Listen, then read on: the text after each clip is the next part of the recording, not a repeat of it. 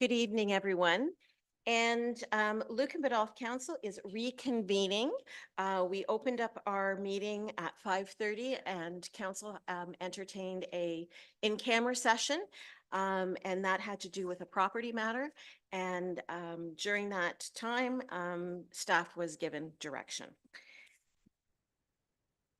Before we begin, I'd like to acknowledge that I am an ally of Indigenous peoples. The township of Lucan Biddulph is located on the treaty and traditional territory and ancestral lands of many Indigenous peoples and is covered by several Upper Canada treaties.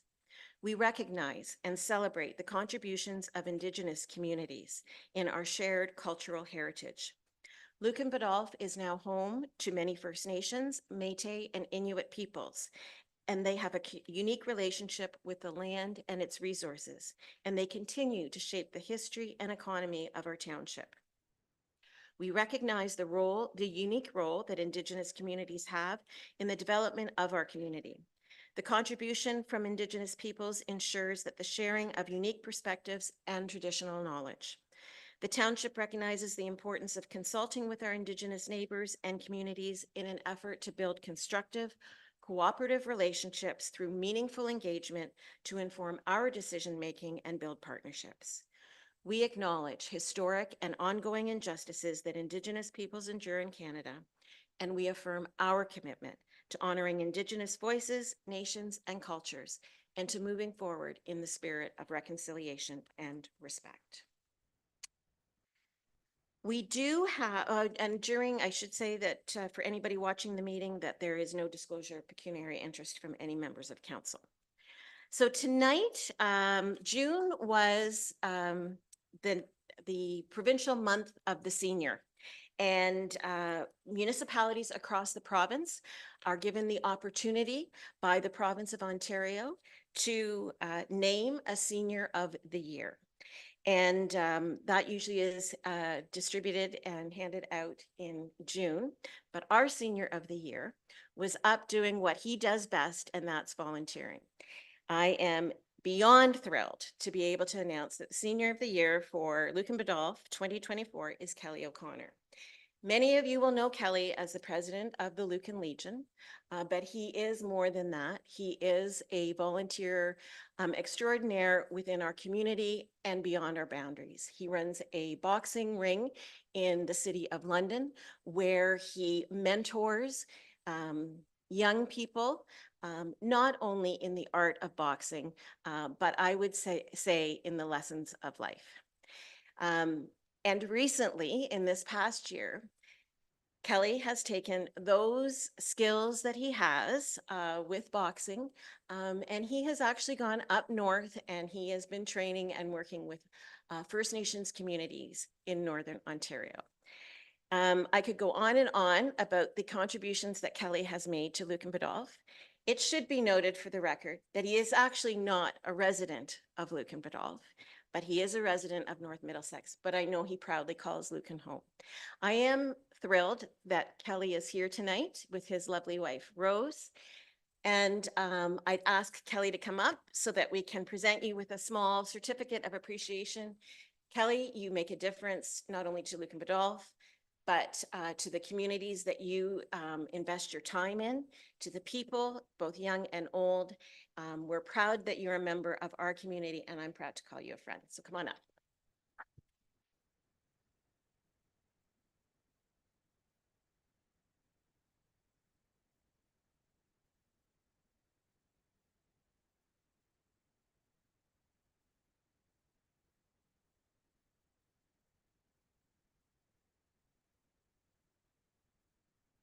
Congratulations.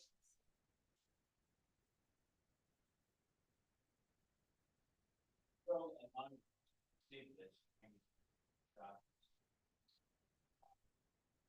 In my experience, 32 years volunteer in boxing for youth, it's very, very seldom that volunteers get any recognition for hours. With Kathy's introduction regarding the Indigenous people, I've been a supporter and sympathizer of Indigenous people in Canada for many, many, many years.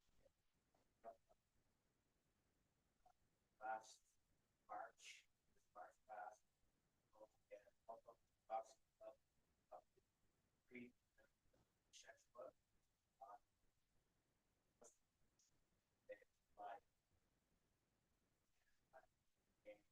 By sun.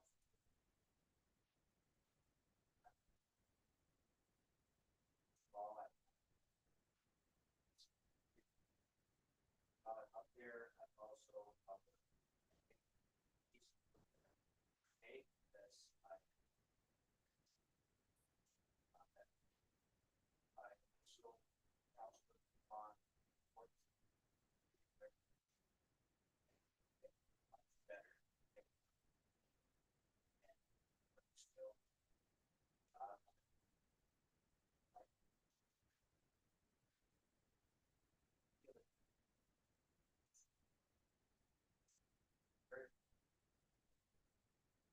I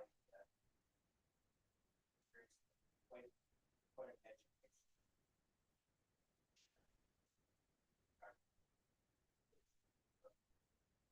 So much help. So I talked about education. I talked about girls, about alcohol, anything I love perfection.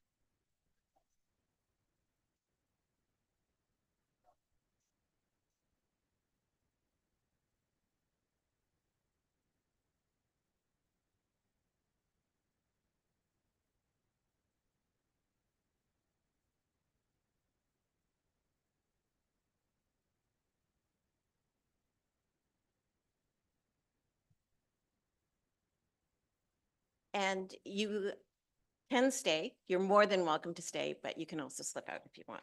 There's no reason. Okay, we do have to go into a public meeting for a planning matter. And so we are going to adjourn our council meeting at 6:09 to sit as the Committee of Adjustments. If I can get a mover and a seconder for that, please. Councillor Hodgins and Councillor Regan. All in favor? And that's carried. Thank you very much. So now we are sitting as the Committee of Adjustments. And we have one planning matter in front of us, and that is PL-21-2024 for a property 33406 Richmond Street, better known as McEwen Petroleum. Dan, I'll turn it over to you. Through the chair, thanks members of the committee for hearing this application tonight. So for those of you that don't know me, both in the crowd and online tonight, my name is Dan Fitzgerald and I'm manager of planning with Middlesex County. And I'm here tonight to provide professional planning services to Lucan Biddulph Committees of Adjustment. The purpose of this report is to provide the Committee of Adjustment with a recommendation for an application which does seek relief from the zoning bylaw in support of a pending site plan application. And that would be to permit the proposed building locations on the property for the redevelopment of the existing McEwen gas station. So the applicants are proposing to remove the existing gas station, which is in operation, and construct a larger general retail store, gas bar, as well as a new car wash on the property. So as proposed by the applicant's submission, they are requesting a minimum exterior side yard setback of 10.7 meters, whereas a minimum of 15 meters is required. They are requesting a minimum setback to County Road 47 or Saintsbury line of 10.7 meters, whereas 33 meters is required. A minimum east interior side yard setback of 0.9 meters, whereas 6 is required, and a minimum rear yard setback of 5.2 meters, whereas 10 meters is required based on the existing zoning. So the lands are zoned a highway commercial zone in the bylaw, and I would note that they're also designated highway commercial in the township's official plan. The requested variances on site are based primarily on the unique shape and characteristics of this lot, as well as the proposed development through the installation of a larger gas canopy, bigger commercial retail unit, as well as the introduction of a car wash facility. So in order to accommodate truck movements through the property, while also setting back structures to the county roadways as well as the Ministry of Transportation road, in this particular instance being Richmond. The reduction to the rear yard is required to allow for the building, parking, as well as wheel paths for fuel trucks. And as you can kind of see on the plan that's on the screen here, if you can make it out, there's a dashed wheel path that kind of comes in off Richmond Street. It goes north, comes around the gas canopy, and then leaves the site to, I guess, if you're looking at the plan, west, coming out back onto Saintsbury. So as part of that fire route planning, they're not able to cross underneath the gas canopy. It has to be completely open, and that's essentially what's necessitating this commercial retail unit to be pushed back on the site to allow for that vehicle path movement. So I have reviewed the application with staff and have noted concerns related to the potential noise impacts to adjacent residential properties. With that said, I would note that Lucan zoning bylaw in this particular situation does not require any setbacks from property lines for drive-through queuing lanes. So effectively, the drive-through queuing lane that is shown on this particular plan is not required to be set back from any property lines as shown. To address concerns, the applicant submitted a noise study alongside their application to review the potential impacts of the reduction to the variance on these adjacent parcels. The noise study does indicate that a noise barrier would be required for the car wash facility specifically, as well as the vacuums, alongside essentially the interior side yard, basically to the extent of where the existing car wash facility is being proposed, all the way to the back of the northeast property line, northeast plan property line. And it extends further across basically the entire queuing lane for the property rear yards along Spencer Avenue. So staff also note that the queuing lane is quite large with respect to the proposed car wash facility. And generally, from the way that we view these particular uses, especially with the existing situations that we do have here in Lucan with the two existing car wash facilities, we generally do not anticipate vehicles to be stacked or idling consistently along the entirety of that back area. So the applicant has made efforts to shift the car wash facility as far forward on the site as possible, which does create that additional queuing space away from the rear yards of the residents along Spencer Avenue. So as you can kind of see, the building that's proposed on the far east side of this particular plan has been pushed as far down as they can to the south of the site, where MTO would allow them to. And really the purpose for that was by request of both staff at the county and the township to provide that buffer barrier as far as possible to the residents that are located to the north. And what it effectively does is it allows for an existing 5 queuing stalls to be within that area to not impact the properties to the north. So the requirements and further information would generally be provided as part of a more detailed site plan submission, and any requirements that are identified by engineering review would be incorporated into a site plan agreement. So as a note, the study does indicate that a 3-meter noise wall and barrier be constructed along portions of the interior, as well as the majority of the rear yard, abutting the existing residents' rear yards along Spencer Avenue. The makeup of the noise wall is still up for consideration as part of an engineering review. But generally, I would state that there are certain requirements, engineering requirements through the Ministry of Environment, Climate and Parks, that they would have to meet in terms of noise mitigation. And generally speaking, what that means is the noise barrier has to be consistent. There can be no holes essentially within the noise barrier. Wood technically is an acceptable solution for a noise barrier, but there's certain ways that it has to be constructed, and it does have to be engineered at the end of the day. So staff are recommending that a minimum of a 1-meter landscape buffer also be provided, abutting the rear yards of the residential properties in order to provide an additional setback for this drive-through lane that technically doesn't have any setback requirements. So given the above and tests listed in the planning report, I am recommending approval of the minor variance. Again, subject to the requirements of a minimum setback of 1 meter landscape buffer.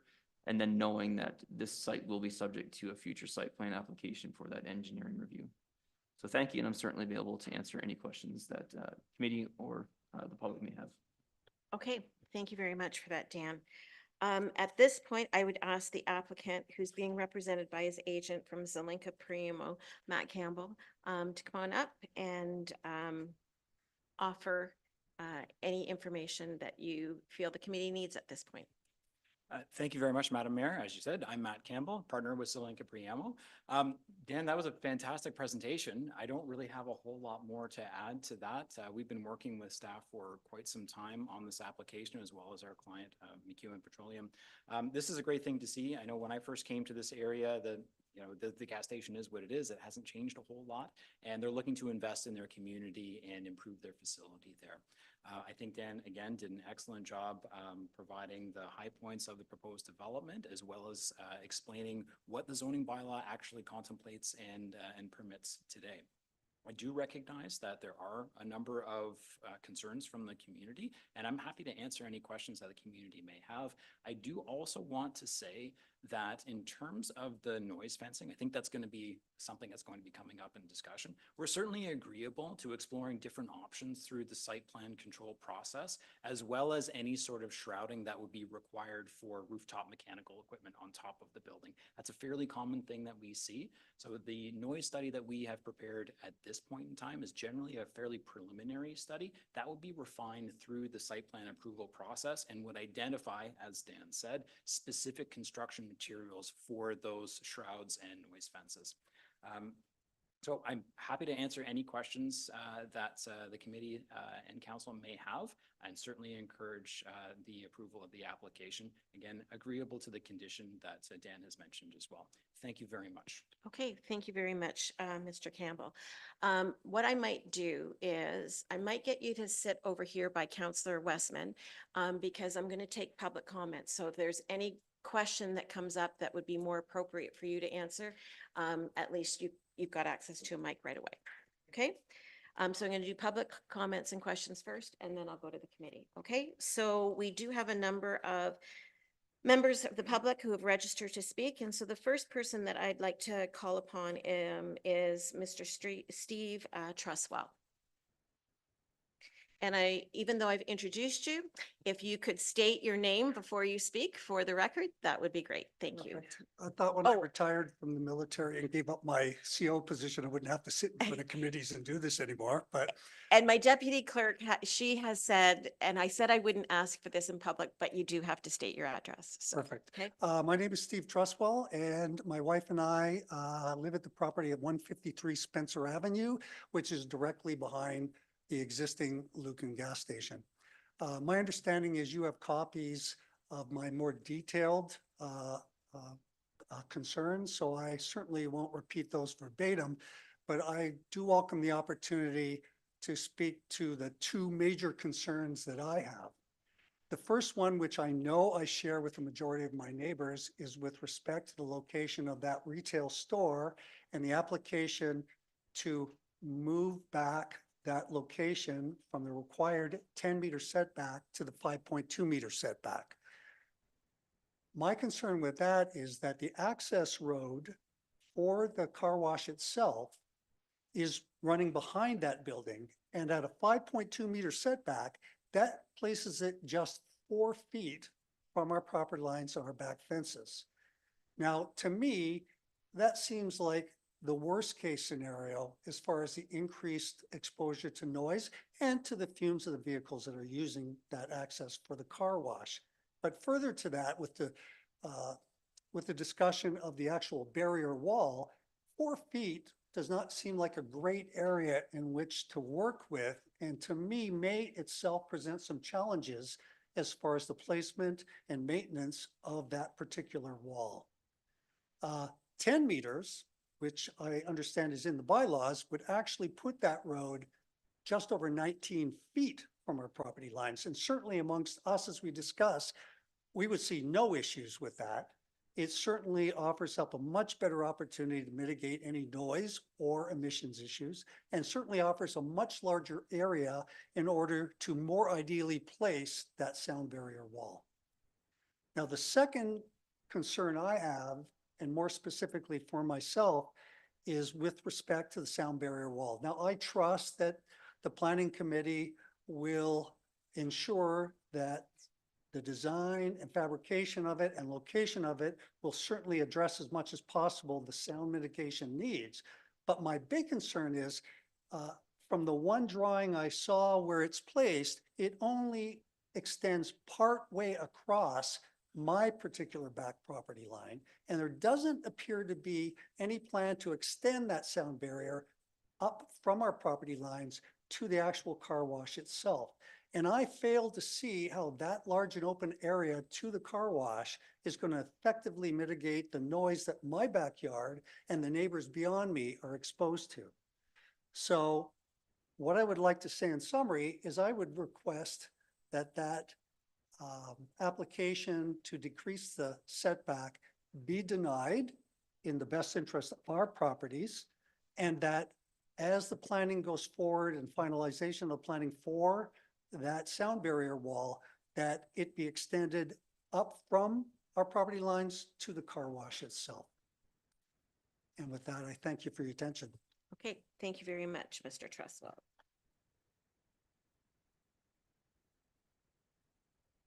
Okay, the next one I'm going to ask is Ms. Kim Kennedy.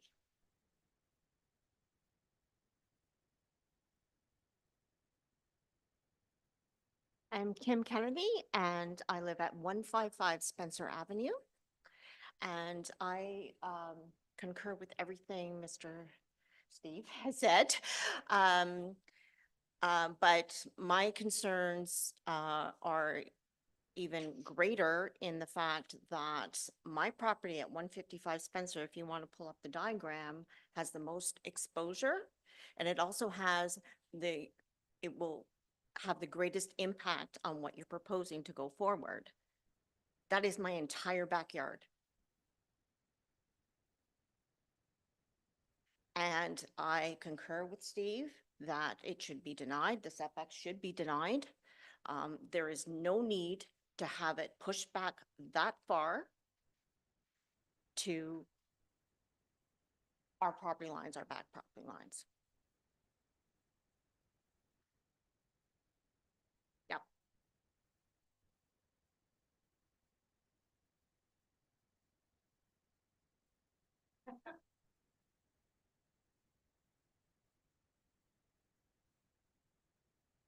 Okay, Paul and Angeles Lefferman, Mr. Lefferman.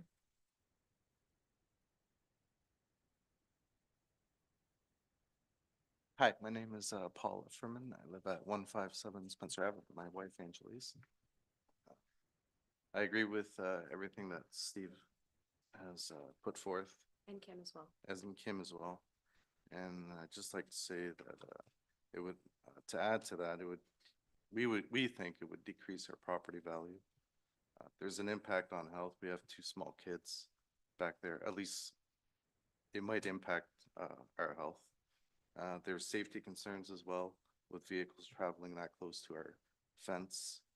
And we still don't know everything that they're gonna do as far as lights, light pollution, so on and so forth. And the trees that may be cut down that are already there, so on and so forth. We don't know any of those details. So, and that's about all that I'd like to add right now. In addition to what my husband said about the impact on health, our kids play in our backyard pretty much as soon as they get home from school till evening, as well as all the neighborhood kids come to our backyard.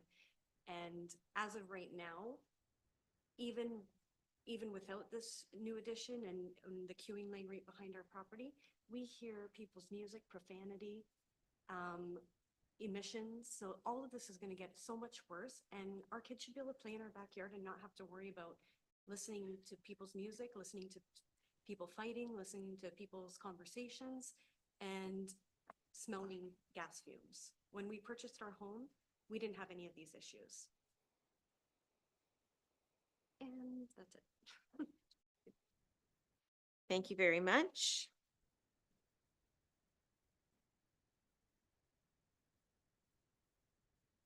Okay, and the last names I've got are Mr. and Mrs. Joan and Greg Hill. I think Mr. I know they're both going to come up.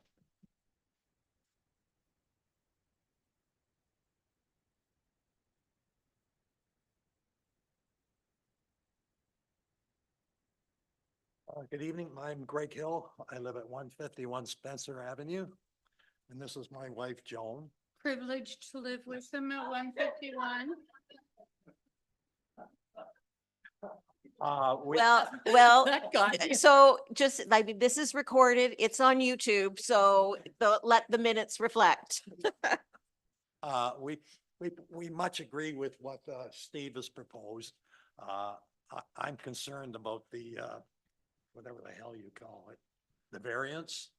And I'm concerned about the sound barrier, what it's gonna be like, how far it extends off to our property. Also, I'd like to know what is going south of my property? Like this empty space, it's not up there, but this empty space beyond the red line. I don't know is there going to be a drive-through restaurant going in there like there is in Exeter?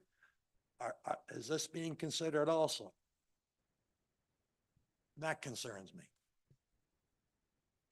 Just so I'm clear, because the map's not up, so the empty space, are you talking like beside the building? Lisa's gonna pull it up, just, This space here beyond the red line, this. oh, that's a different property. That's a Oh, it's different property. prop- That's a different So they have property. not Yeah, purchased that no, property? that's not, Okay, that's, so that's owned by I'm somebody mistaken else. on Yeah, that. yeah, yeah. Okay. Okay, But, yeah, very concerned about noise level, pollution. The smell of fuel now is ridiculous. The noise, there's a lot of bickering. We hear a lot of swearing. The motorcycle noise is beyond reproach. It almost drives you nuts sometimes, but, just very concerned. We bought this property hoping to finish our retirement on it, and this, certainly puts a damper to that idea. I'm just very disappointed, that's all. My concerns have as much to do with variance as it does with putting in a third car wash in a town this size. But I am really concerned about the pollution that could be involved in it. I have life-limiting respiratory issues, as does another neighbor a couple doors down. We have these crazy weekend bonfires going on. Add more pollution to that and we'll never open our windows. And I think it's unfair to those of us who have bought these properties expecting to live in a clean, small town environment and then have the city move in 4 feet behind our back fence. It's not fair to us. I understand that the town doesn't have to be fair to us. I'm wondering if Mr. Campbell lives in Lucan. I don't know if you're going to be living in the 4 feet from the back fence area, but I am very concerned about the health pollution. Also, I find in the wintertime with snow removal, the noise at 3, 4 o'clock in the morning is ridiculous now. I don't know what this will be like when it's approached the fence line a lot closer, what we'll have to put up with there. I mean, just a lot of concerns. And I know what it is. It's all about profit. And I know McEwen they have to make a profit to exist, but I think this is a bit much. We don't need 3 car washes in this town.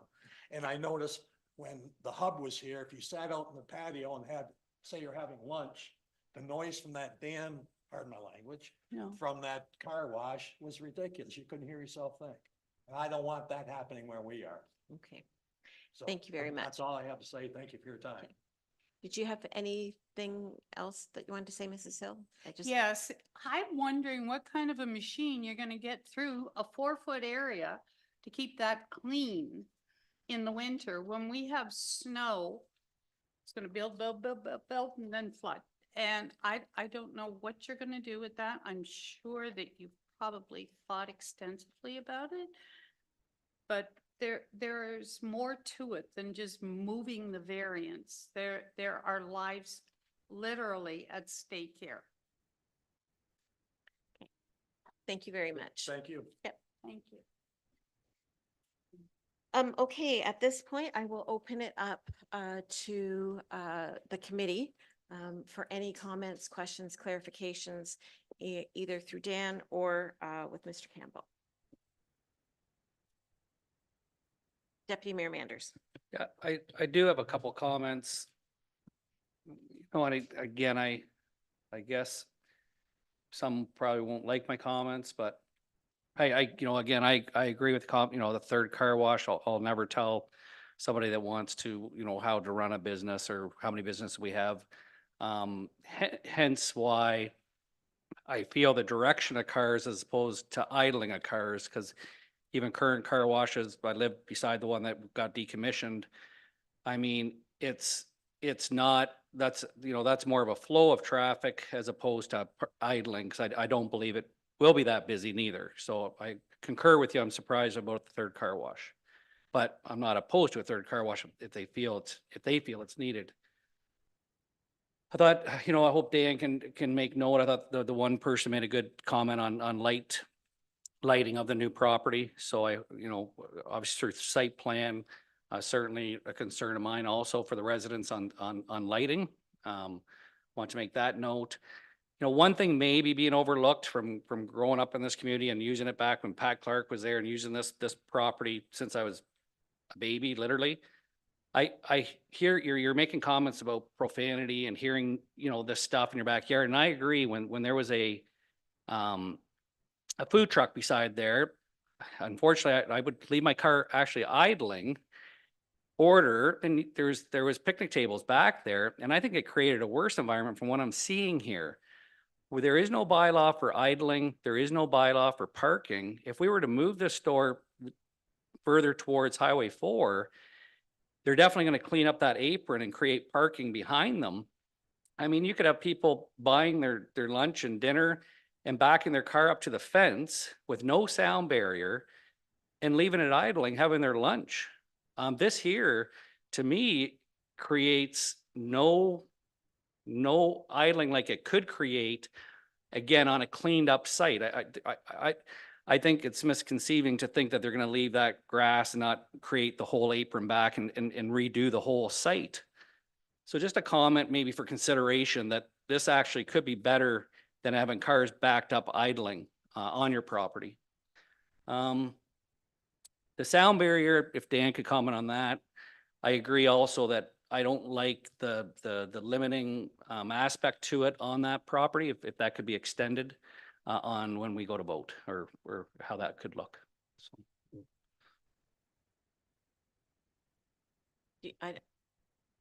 Just a sound barrier, just it as another person made a comment that they felt that, again, if this proceeds, that they would like to see it extended, and I would agree with that comment. Any, I guess the question is, with the sound barrier, is that a discussion that happens and is confirmed at site plan?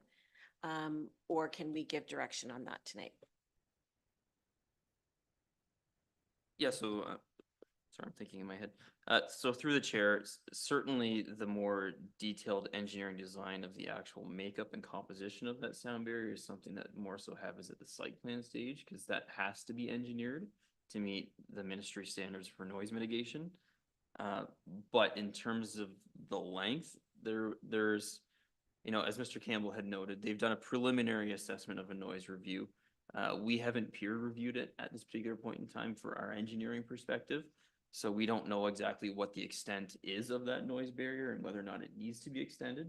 But certainly if that's a concern of the committee, I would likely think, and maybe Mr. Campbell can speak that from the applicant's perspective, but I would likely think that they would say, or would be amenable to the idea of attaching that as a condition to wrap the entire rear yard, and maybe the entirety of the interior side yard, or at least up to the existing car wash facility. I did hear comments, and I did speak with the gentleman, or provided an email back to the gentleman at 153 Spencer previously, and then we heard the comments from 151 Spencer. Unfortunately, those portions of their rear yard are outside of the scope of this property. So they wouldn't be able to physically build a noise barrier that's on the neighbor's property. So in this case, they don't own that undeveloped parcel of land that was also referred to the, southeast of here. So they can't build a noise barrier on that particular portion of lands. If those individual homeowners wanted to upgrade their existing fencing to that noise barrier standard, absolutely 100%, they can certainly do so. But it would be outside the scope of this application because it's outside of the property boundaries. And then you made a comment about lighting and light pollution, and I heard that as well. So just to note to the committee, to council, and members of the public, so as part of site plan, we always require what's called photometric plans. And what photometric plans essentially do is they show what the light pollution is on a property. And as part of that development scheme, we would require that at the barrier of that property, that light pollution equals 0. So what that means is the light pollution isn't spilling off the property onto the neighboring parcel. So that's something that we would certainly have regard through that site plan review process.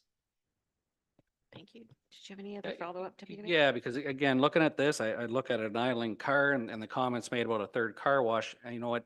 It really is the 5th car back, because anyone using the store, if it was pushed forward, can drive along the whole perimeter, could park back there, could leave their car running. This really creates, unless it's the first one in Lucan Biddulph and the first one I travel every day for sales that I've ever seen, and the nice part about this too is, I think if someone got around that side, right past that buffer where there's proposed snow storage, they could deke out at least, and if they didn't want to wait. So I just don't know if that's being overlooked a little bit on assisting of what it could be, but that's just a comment. Thank you. Okay, thank you. Councillor Regan. Thank you, Madam Mayor. Thanks for the report. Dan, so when I first read the report and then read the letters from residents, so one of the themes was that I think people realize that, when you buy property that either backs onto a farmer's field or onto commercial development, there's going to be some renovations, there's going to be some development down the road. So I know people understand that. So when I too, when I looked at the drawings, of course, I saw all those cars lining up, and it's, somebody that washes their truck more than most, and with the 2 car washes in town, they're never busy.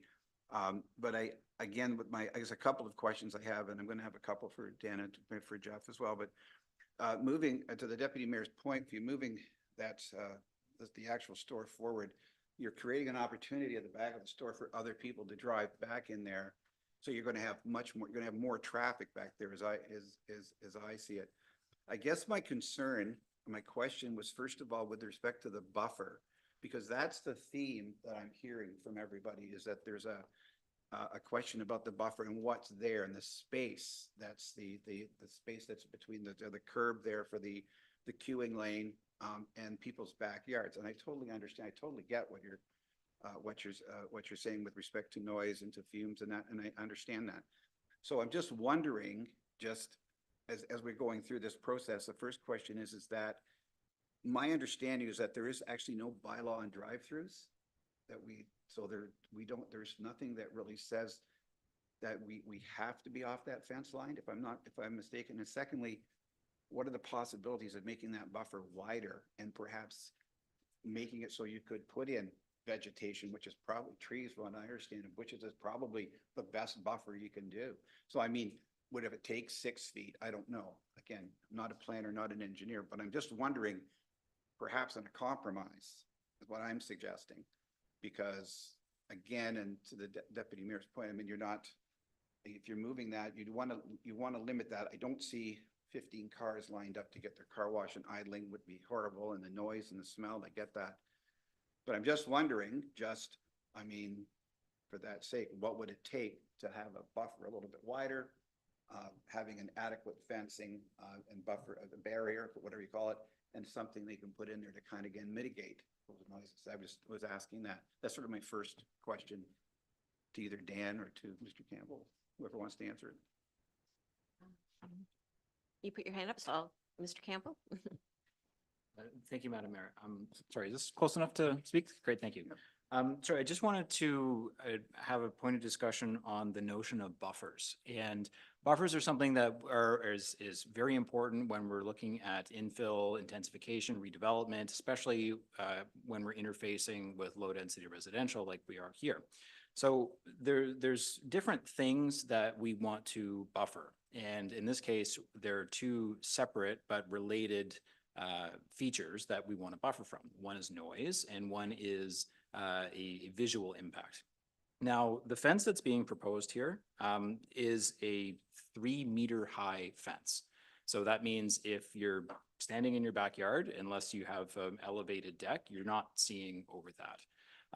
The noise barrier is going to do a good job at dampening that noise to the satisfaction of the municipality and the Ministry of Environment guidelines.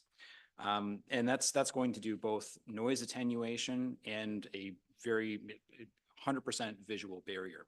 Now, to the comment about a landscape buffer, in our experience, a landscape buffer is appropriate when you're trying to visually mitigate something. Say if you have an apartment building or something of that nature where you can have a tree that can grow, 3-4 stories over a long period of time. That doesn't necessarily really fit in here because what I'm hearing is that the primary concern is noise, not necessarily the visual impact of the queuing lanes and the building itself. So I just wanted everyone to consider that a 3-meter high noise fence, like that is a significant barrier there. We wouldn't be able to put any sort of vegetation inside of that barrier that would have any meaningful effect, certainly not in the short term. That would be accomplished through that barrier. All right, thank you. All right, I do have a question for Jeff, if I may, just about, from reading the report, the concern about the noise study, and I think it was already addressed that that's actually going to be just peer review, but the other one was that I looked at was the stormwater. And I'm stealing Councillor Hodgins' point, I know, sorry. But the stormwater one, I was just wondering if you could speak to that. Yeah, and through the mayor, I did put a comment on this proposal that this location is the overland flow route for water. And it does come down from the property that neighbors this one. It has to stay on this property. The residential properties have already been designed and already have enough issue with their own water. So we have to make sure this overland flow route stays the same. Now, having said that, one of the things that goes with that stormwater overland flow is the release rate, the runoff rate. And right now, that's a grass waterway that goes along the backside there. And so one of my concerns or one of my comments was that if this was to go through like this, through the engineering stage and through the site plan, these concerns would have to be addressed. So the water still would have to make its way to Saintsbury. It cannot go out to Highway 4, so it can't be diverted. And it has to be slowed down at the same rate and held back as if it was a grass waterway. So we can't increase that flow. And there is abilities to engineer to do that. There will be the ability to hold water in the laneway itself. We've did that at the Westdale property. The parking lot actually holds the water back. So I'm not saying it's impossible. It's just a comment that I want to make sure that doesn't get lost. Because I know a lot of these houses do have some issues with some overland flow rates themselves. So that was where my comment came from. All right, thank you. Thank you, Jeff. Thank you, Madam Mayor. I may be back later. Okay. Any other questions or comments? Councillor Westman.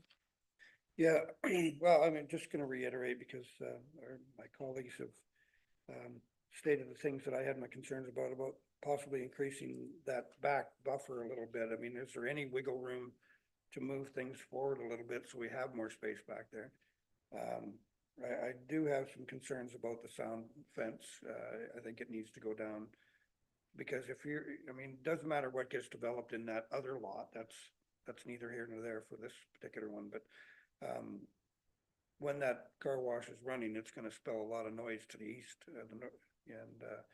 I think that will become a problem, so I think we're gonna need to look at insisting on sound barrier walls that go down that side and isolate that car wash, so it's not blasting out to the east as well, right? So that's my little bit. Okay. Yes, Dan, sorry, and then I'll, yeah. Yeah, so sorry, just for members of the committee. So the only, like, I totally understand where you're coming at from in terms of the noise barrier perspective. The only consideration I want you to have is that the Ministry of Transportation will not allow us to build anything within 14 years of the right of way. That's just a flat out limitation because, and they reserve that land because of it. They have future requirements for intersection upgrades or infrastructure upgrades to their road allowances. So the only note that I would have to the committee is if that's a consideration for them, if they want to add that condition to clarify it further, that we would have to take into consideration a limitation that it could not encroach within the MTO permit control area.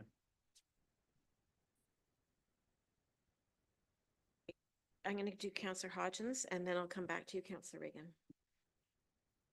Thank you, Madam Mayor. Couple points. Certainly hearing all the concerns from the neighboring residents. So, I guess just further to those, I live across from a car wash. This one close to here, and it is extremely loud. And the noise, it comes from the dryers when you're driving out. You know, that's the really extremely loud piece. So.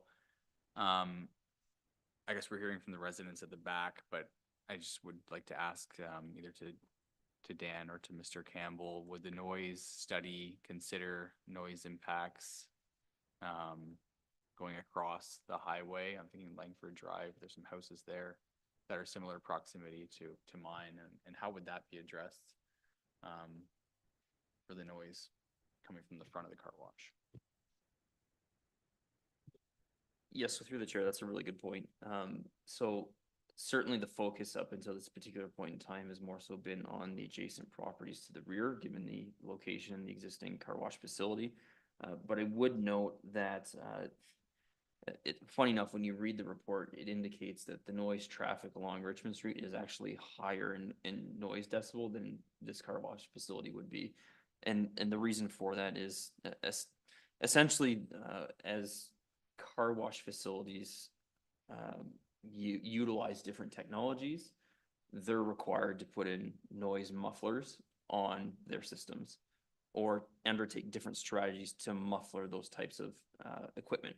So like the fans in particular instance, you're obviously not going to be able to buffer the wind that's coming out of it, but the physical motor that runs that is required to be muffled, and there's physical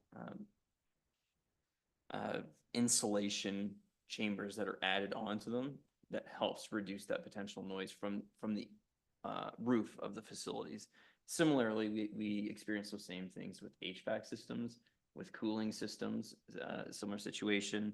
The noise study also addresses the HVAC systems and the cooling systems on the commercial retail unit and how that could potentially impact those existing residential facilities. Based on my experience, the HVAC system and the cooling system is a far greater impact than an idling vehicle on a neighboring parcel. So it addresses the fact that they need to have a noise barrier on the roof of the structures to shelter that noise from traveling anywhere beyond the limits of the property. But to your point, I didn't see anything in the noise study at this particular point in time that talks about the potential impact moving beyond, I guess in this case, we call it the south, to the properties, you know, on the other side of Richmond Street. I guess my first thought is the properties, the Tim Hortons, and then there's the residents behind that particular location. I would think that in this particular case, the highway and existing Tim Hortons would be far more impactful than that. But certainly that's something that we could have regard for through the site plan control process to have them add those additional modeling sensors in to make sure that it's not potentially impacting those as well. Okay, thank you. Yeah, I think that'd be important.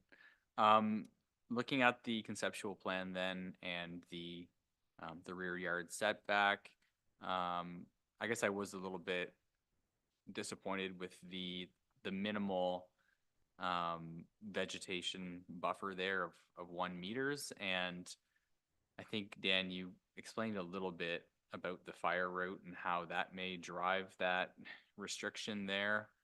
But, you know, I would just ask, you know, have we really looked at any possible option for increasing that buffer there? And this ties into the noise wall or the noise structure and how that interacts with the vegetation. I was thinking, like is shown on the right side of the plan with those trees buffering, I think, you know, that would be great to have trees as well as more space just to, you know, break up or to provide that buffer. So I guess my question would be why did we arrive at 1 meter? And is there any possibility to rejig the plan to gain some more space there between the drive aisle and the rear property line? And that could go to Dan or to Mr. Campbell. Yeah, through the chair, thanks for that. That's a great question. And I will say that this was not the first iteration of this plan that we've reviewed as part of a pre-consultation for development on this site. So there's actually 4 versions of plans before it came to this version of the plan, which I know we don't have those versions here tonight, but I will tell you, this is far better than anything else that we saw and far less impactful than anything else that was proposed for this particular property. So the issue that they've run in with, again, kind of relates back to that 14-meter setback from the MTO right of way. And it primarily relates to the fact that the Ministry of Transportation will not allow anyone to place infrastructure within that 14 meters that's considered integral to the operation of that site. So when you look at the site plan, it's like, oh, well, everything's way back from that particular point, and the gas canopy, you know, is shown at 28.5 meters back from MTO's right of way. Yes, but the gas tanks aren't. And that's kind of the situation that you run into, is the gas tanks has been pushed back as far as they possibly can on the property to make sure they're out of that 14-meter right of way. And then essentially from there, it's just everything just falls in place behind it. So that, I think that's likely where they came in with, okay, well, we have 1 meter left on that north interior side yard, or I guess in this case, the rear yard. And that's why it ended up the way it did. But I mean, maybe there's an opportunity to potentially reduce the gas canopy size that would increase turning radius. If committee did want to see an enhanced buffer, the only thing I would note is the existing bylaw does not require any buffer distance from a drive-through lane to a property line. And I'm not saying that's an appropriate thing. It's just that's what the standard that we're working with. So it's really hard for staff to push back on that when we don't have a standard in place. So right now, I could say the developer's playing nice by providing 1 meter, when in reality, obviously, we would like to see more than that. But without the standard in place from staff's perspective, it is hard to push back on that. But it is within the committee's purview. If they want to potentially suggest an enhanced setback, then that's something that we would just have to deal with as part of that site plan control process to design the site to appropriately meet all those distances. Okay, thank you. I would strongly encourage that or suggest that. I'm not sure how exactly we'd work it into this decision that we're making tonight, but I think, you know, every little bit is going to help ease these, you know, very valid concerns that the residents have. There are just 2 more items that I have, if I may continue, Madam Mayor. Thank you. with the proposed noise wall, how does that interact with the existing fences?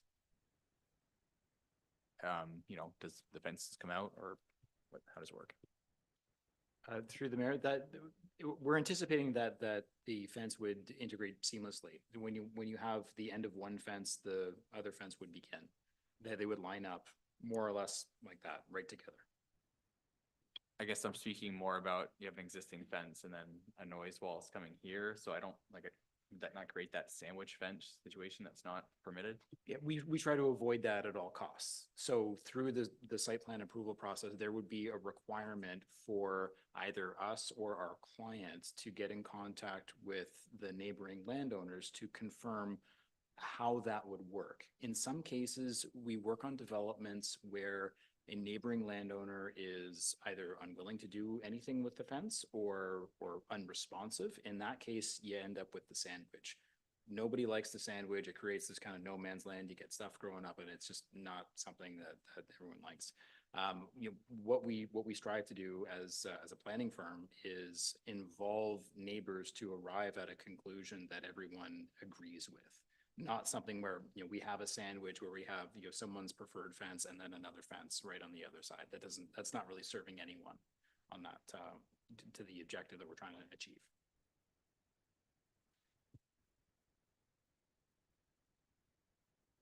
Okay, and I guess just something else, it has been discussed, we talked about light pollution maybe from cars' headlights, but I'm just thinking about, a 3 meter tall noise fence, it's potentially also gonna block sunlight for people's backyards. I think, when the sun's coming down, they have light coming in now, so I think that needs to be considered.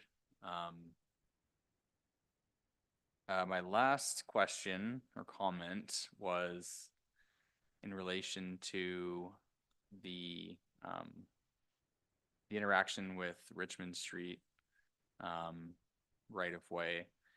I see there's a sidewalk connection from the new signals and crosswalk area that feeds into the site, but there's no sidewalk along the frontage heading out of town. And it's a gap, I think, right now, or it wouldn't go anywhere, but long term, we know we have apartments coming just further down the road and we will be looking at sidewalk connections.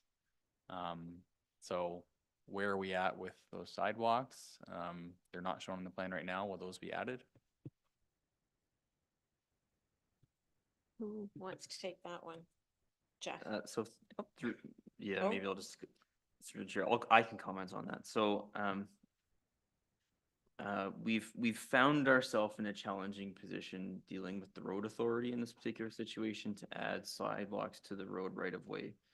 So, that's all I can say is it's an ongoing discussion that we're having with them to try to achieve public walking sidewalks within this entirety of the stretch of Richmond Street.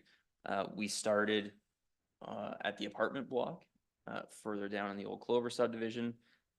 We thought we had that one, and then MTO told us another thing. So we're still working with them. That's hopefully something that we're going to try to do.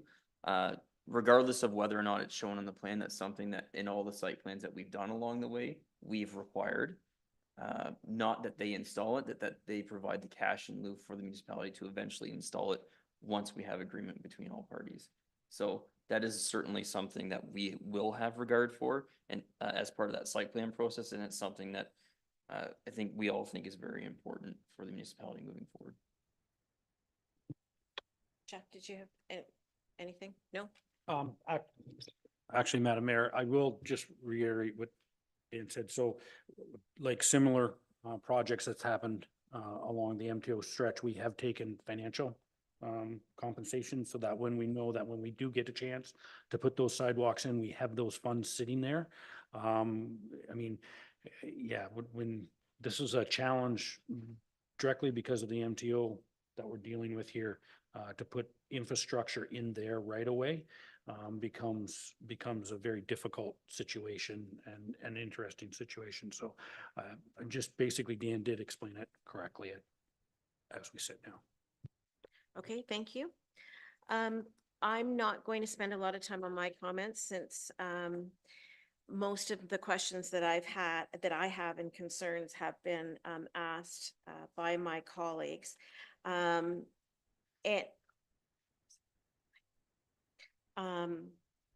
and I think that Dan has done a very good job of communicating the challenges that this property has.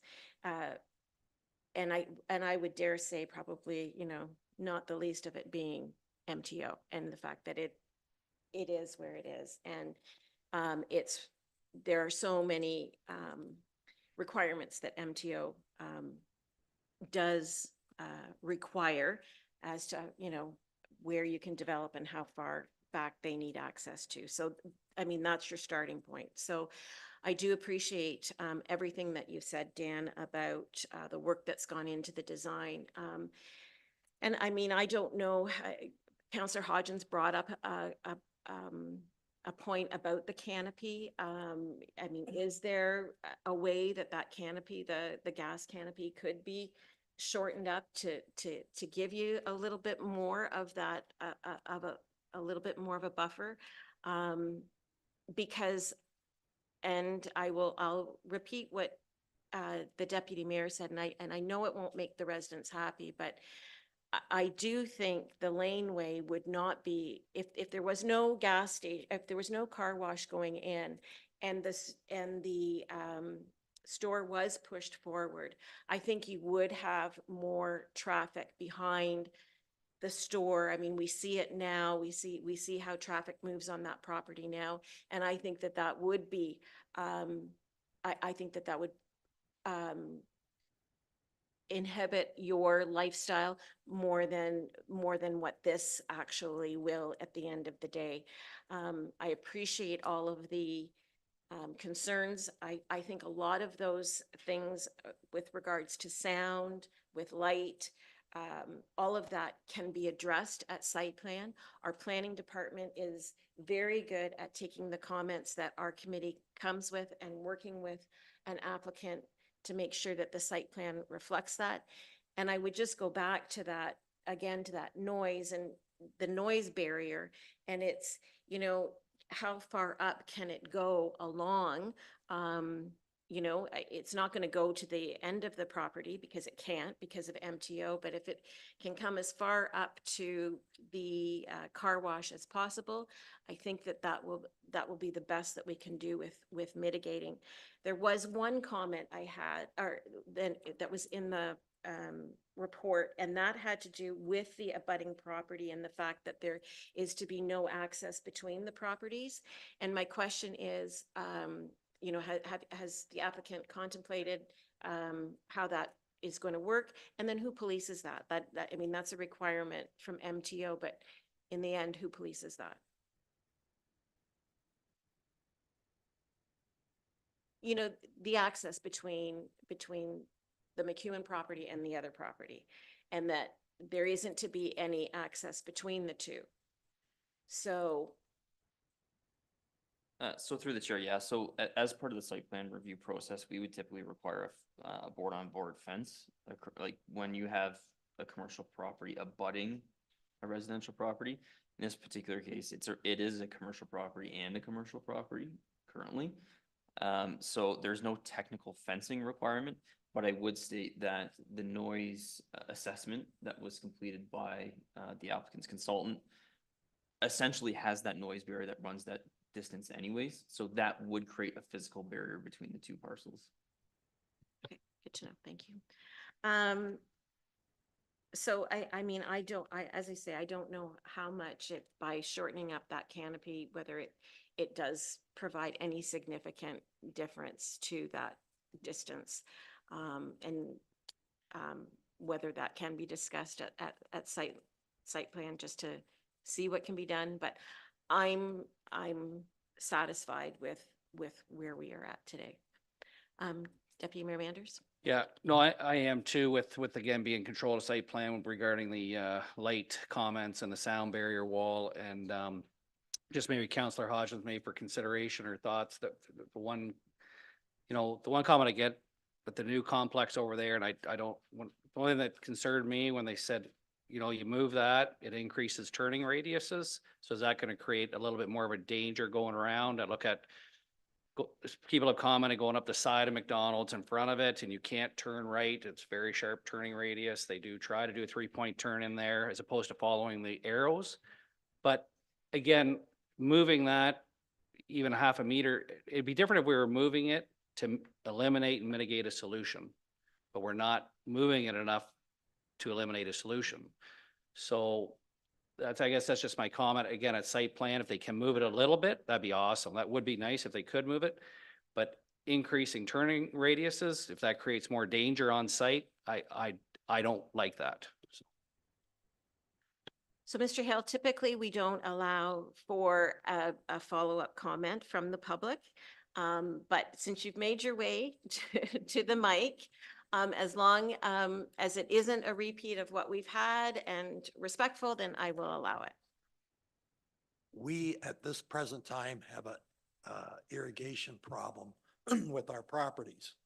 And through discussions some time ago with Jeff, you iterated that the flow would go towards Richmond Street. Wastewater, but you said something a minute ago about Saintsbury. That the flow would go that way. That everything would move towards Richmond Street. Is that so? No, I think we're a little bit through the mayor. I think the sanitary is totally a different system. The stormwater, it can't go out to Richmond. There is no stormwater going out to Richmond. The MTO does not have storm infrastructure out there to access. The residential properties have stormwater contained on the development that exists now. So that water is to remain on the old Clover development. The pond's been built for it. It stays there. This property in itself, its overland flow and the property next to it all go out towards Saintsbury. Whatever, okay. Thank you, appreciate it.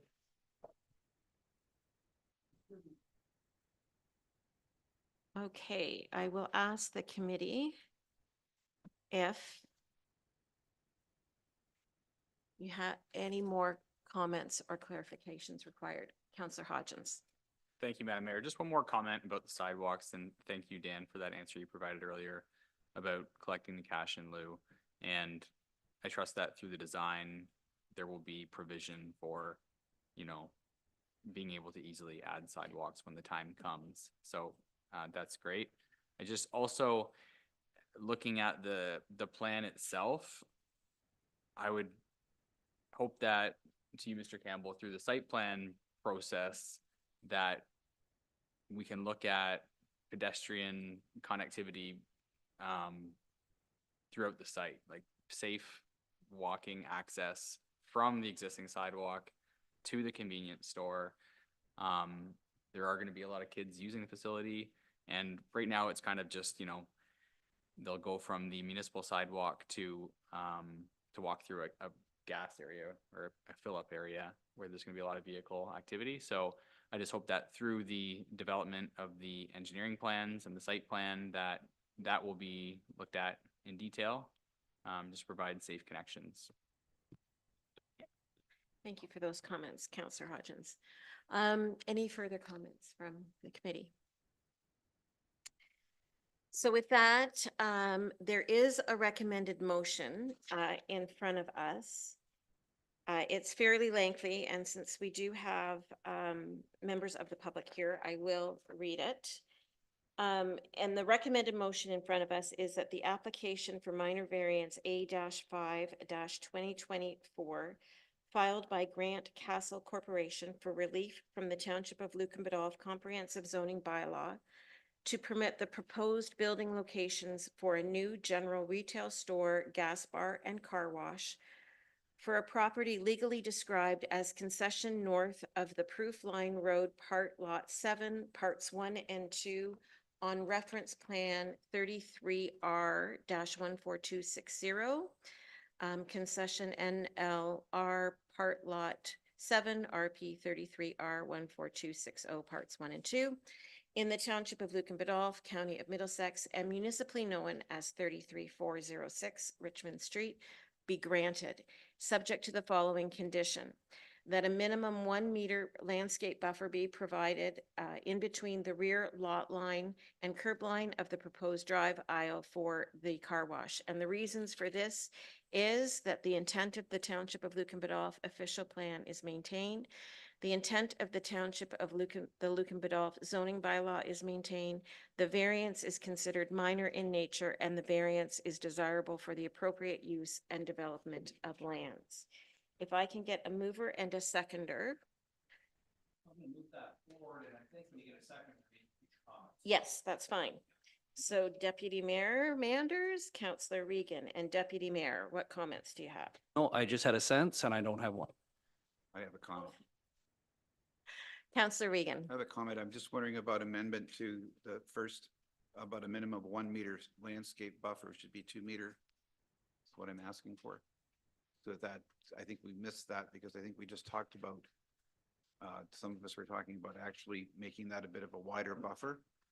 And we've been happier with that. And I would like to ask if we can amend that.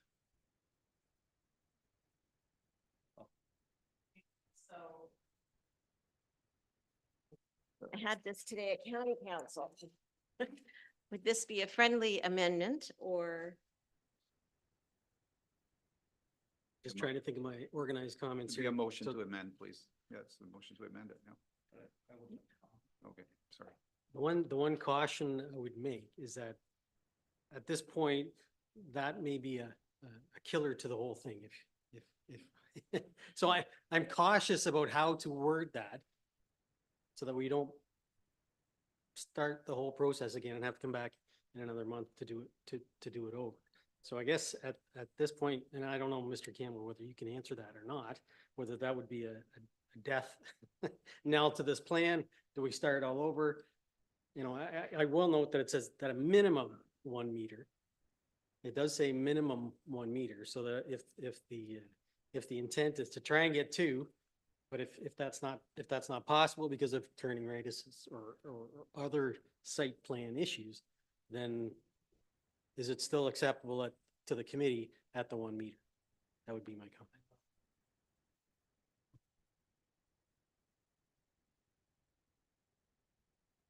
Okay. I'm looking. Oh, sorry. Mr. Campbell?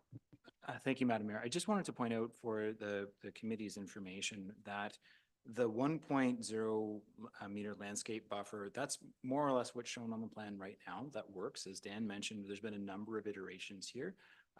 As the CEO mentioned, I can't guarantee that amendment to go to 2 meters would work.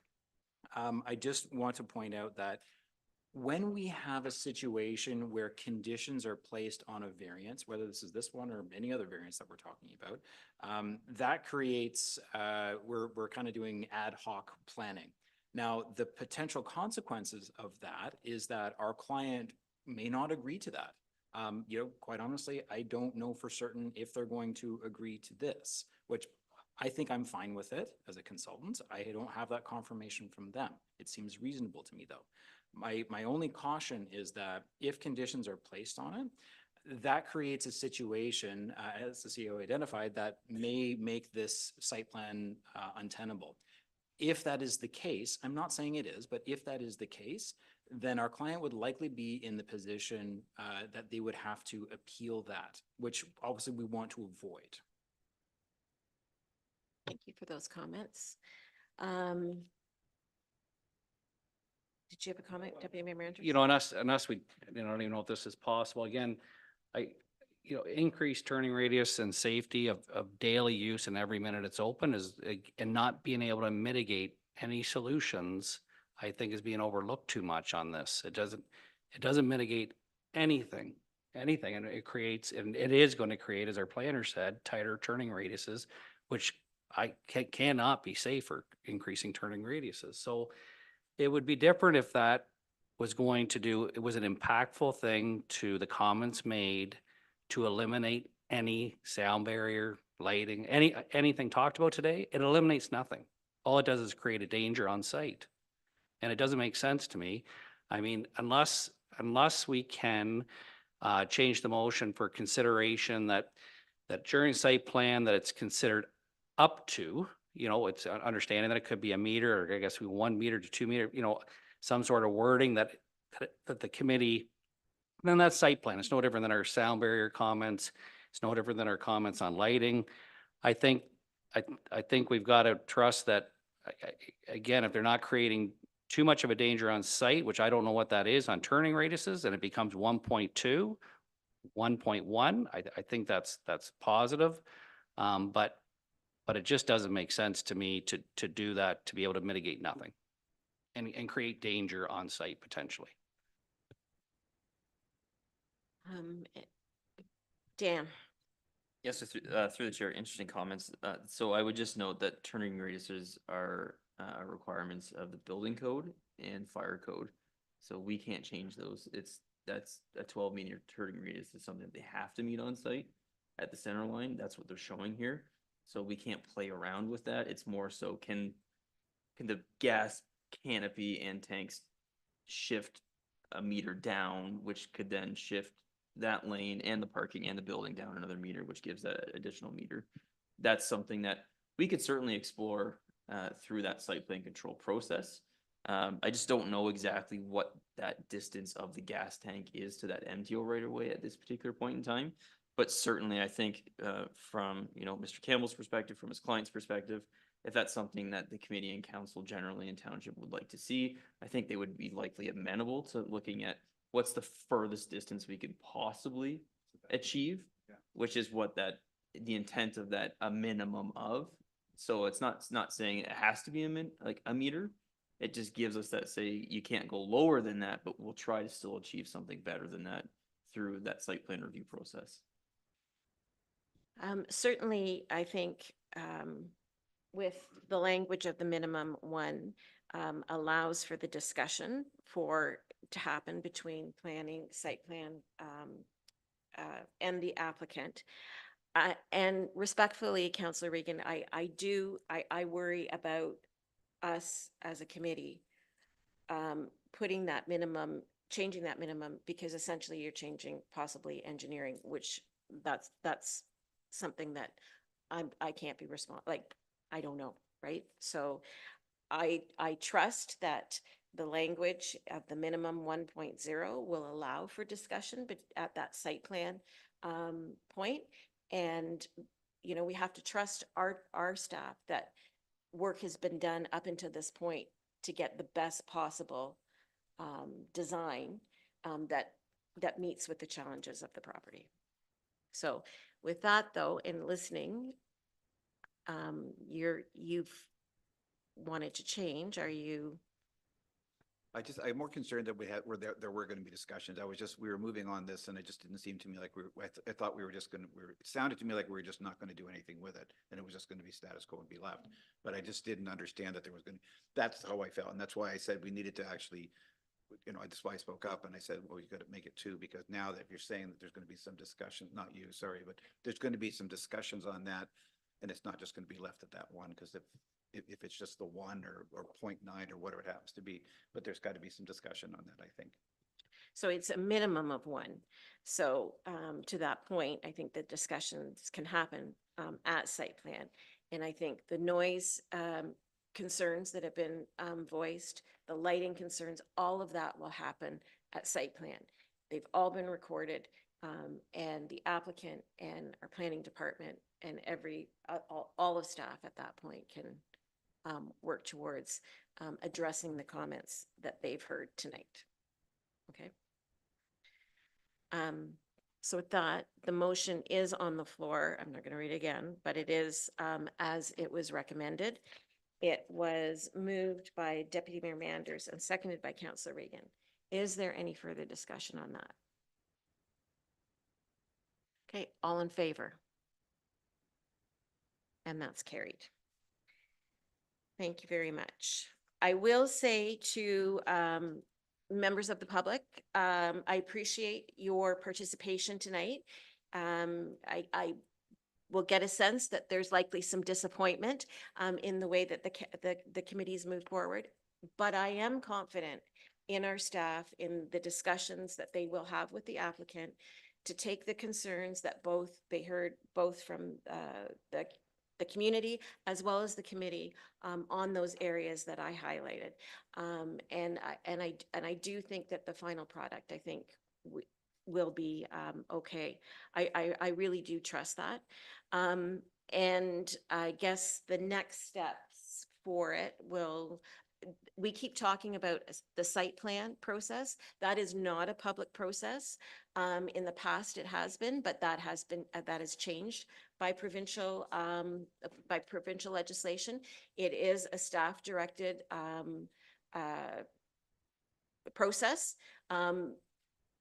But I would encourage you to watch upcoming agendas, because sometimes there's a report that is just for information, but it would give you a sense of what the final site is going to look like.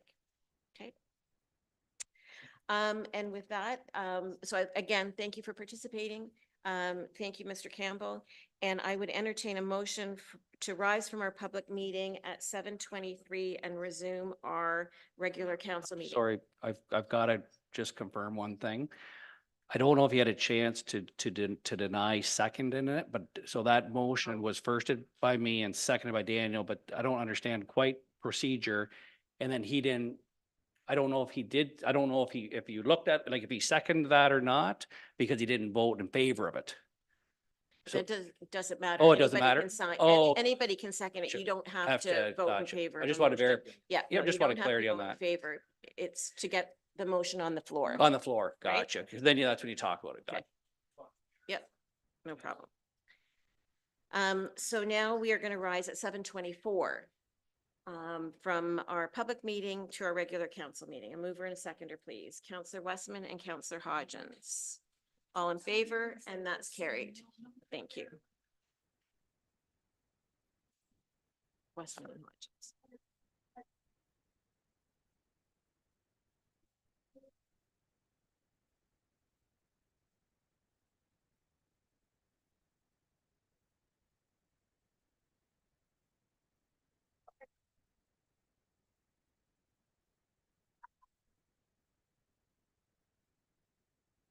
Okay, so with that, we do have a delegation in front of us, and I am pleased to welcome our friends from Monteith Brown up to the speakers' chairs, and we are going to talk about our recreational master plan.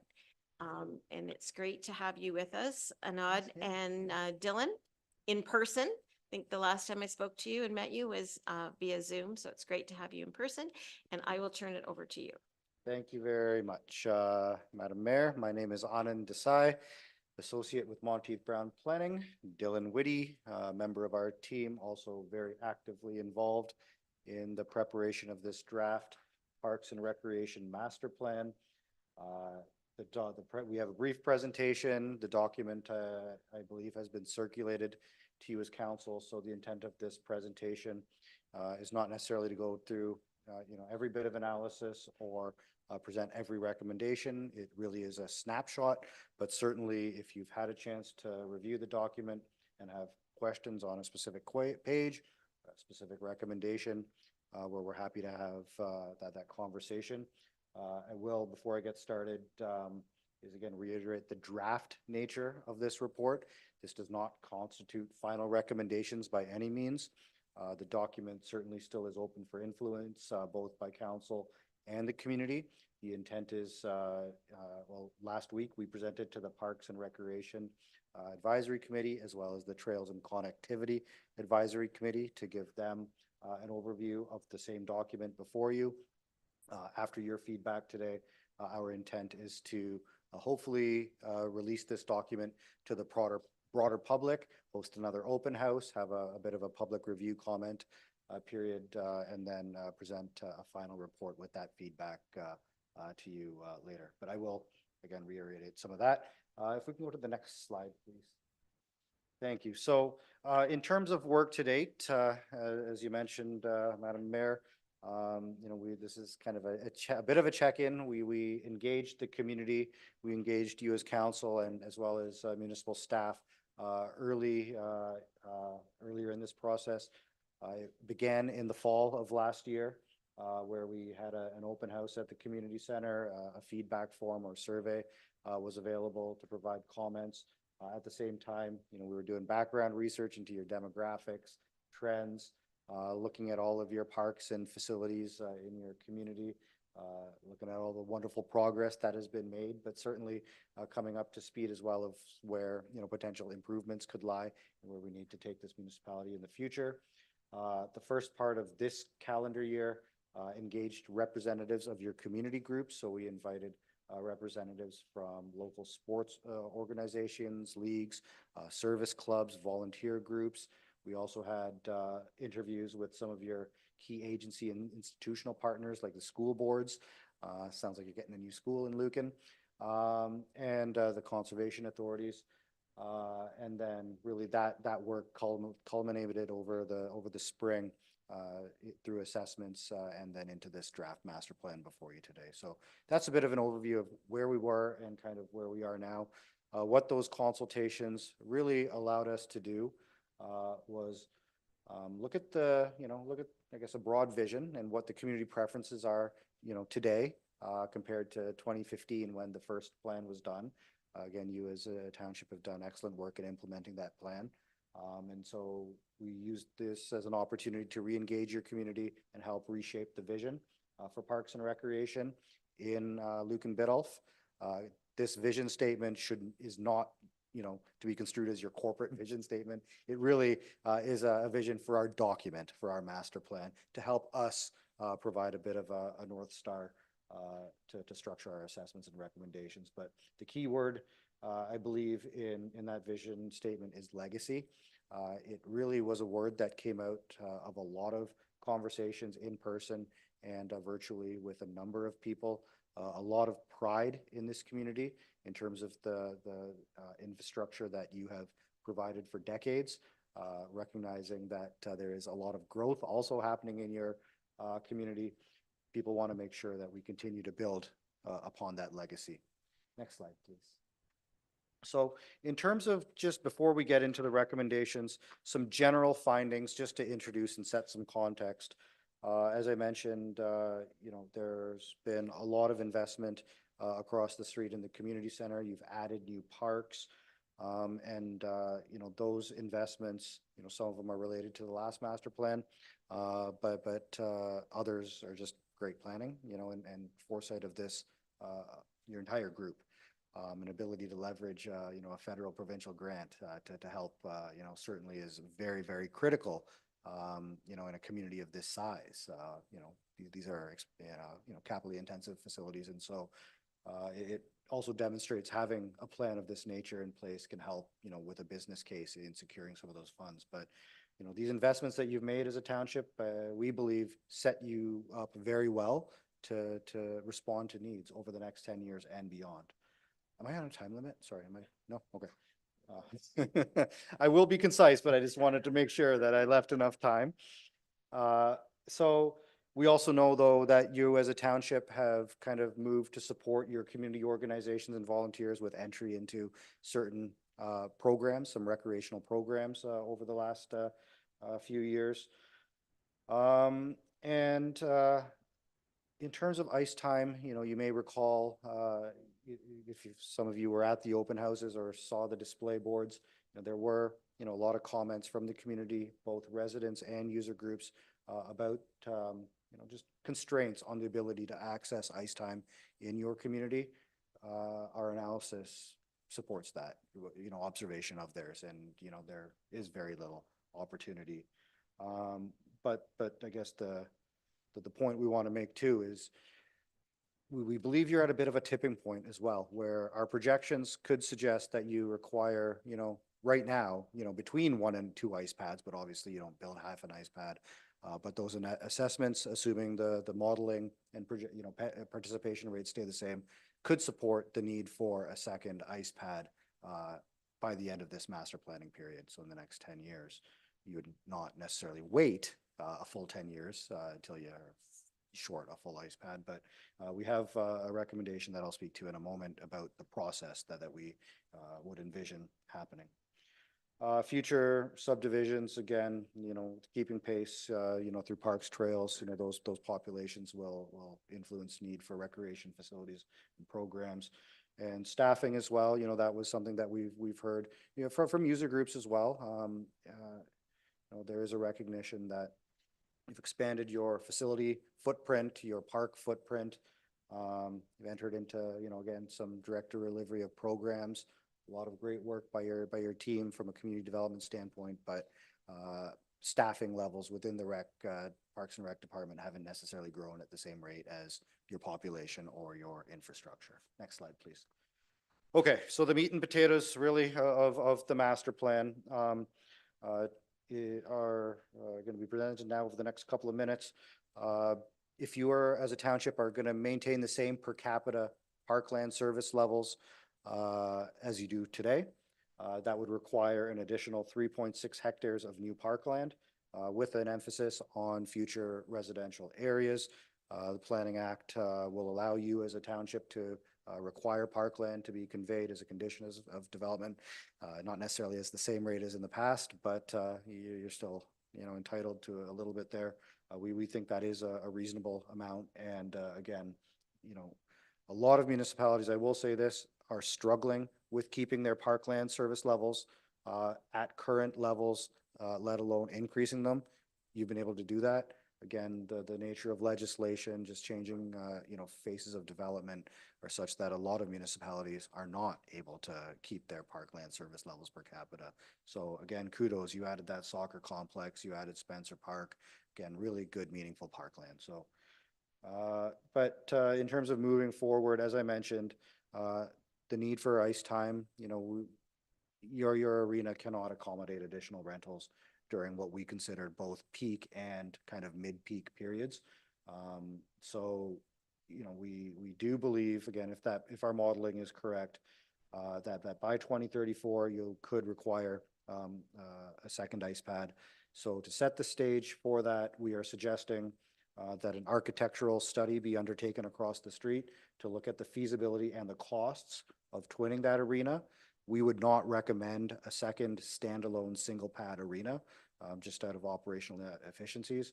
But so looking at the ability to not only expand that rink, but some of the comments we heard as well from user groups was to also perhaps modernize certain areas, such as the dressing rooms of the existing ice pad. Your grant didn't allow you to really direct funds towards those improvements. It was for the new space. So we do think that looking at that facility as a whole through an expansion could generate some economies of scale, perhaps, in not only adding a second ice pad, but carrying out selected improvements to other areas of that facility, such as the dressing room, storage, even the gymnasium potentially as well. I guess, though, in terms of a sequencing, if you again have had a chance to review the report, we would also, advance the study, continuing to monitor your population growth, especially among the younger demographic. Your minor hockey and figure skating registrations have increased by 50% since 2015. So, that's significant from a percentage standpoint, but also the number of children and youth in your community, generally, under, 15 or so, those populations increased by about 30%, 32%. So, that growth rate is driving a lot of demand. And as it stands, based on those registrations, half the kids living in your community play an ice sport. That's extraordinary. So, monitoring whether or not that continues to be the case, because at the moment, you're bucking that national, provincial, even regional trend where a lot of ice sport participation is kind of in decline. Across the street, we have also articulated an ability to increase ball diamond capacity. That was something that your user groups pointed to in terms of constraints. And so relocating the diamond from Elm Street Park, which is a really small diamond, it's really only suitable for blast ball, T-ball. By relocating that diamond and constructing a new one, a larger diamond, a lit diamond that could allow a broader range of uses to occur throughout the week, thereby by adding the ability for more folks to use diamonds in your community without necessarily having to go out and acquire additional land to do that. Market Street Park, assessing the costs of modernizing that hall to help chart a future path forward for that. We did hear at the advisory committee, last week that it is a very important facility to a number of people in this community. But it is an older facility that is requiring greater attention and greater cost to keep it running.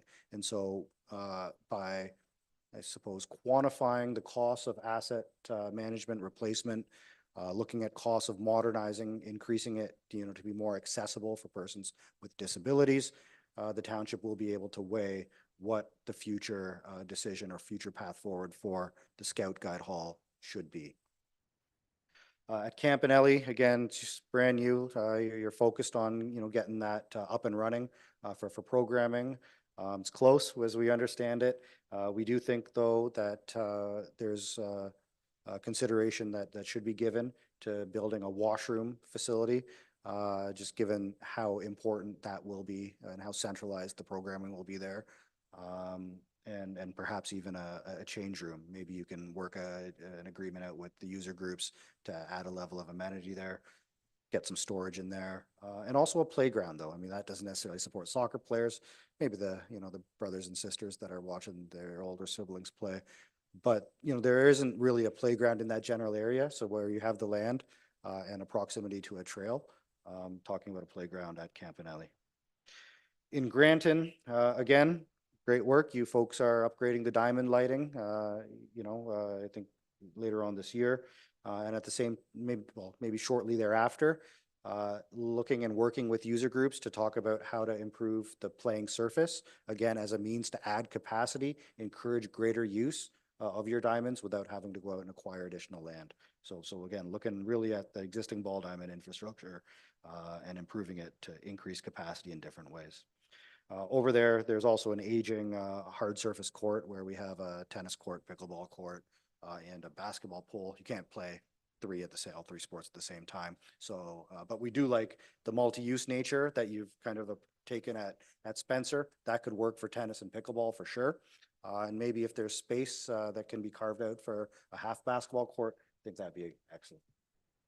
Thank you, Lisa. In terms of trails, exploring development, again, and the intent of this master plan is to provide a conceptual trail route or network.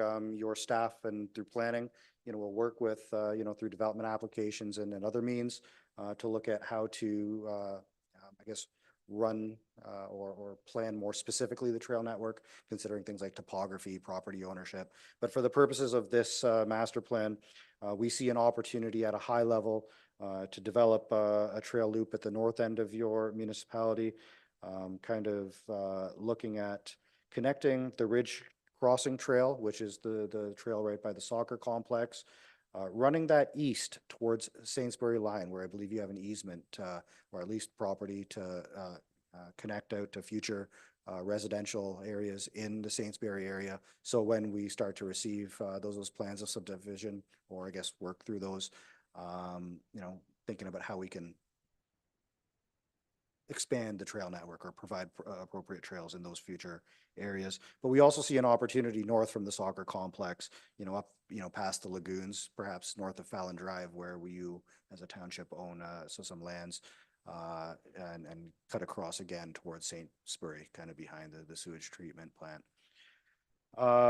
Continue to do what you're doing, evaluating, formulating agreements with your landowners, the ABCA, use them as resources, good asset management, again, annual inspections, and to identify deficiencies, and developing partnerships. Your service clubs, other volunteers expressed a strong interest in the Trails Network through our consultations, a willingness to work with the township, so working with organizations to assist in trail planning, as well as more operational matters such as litter control and management.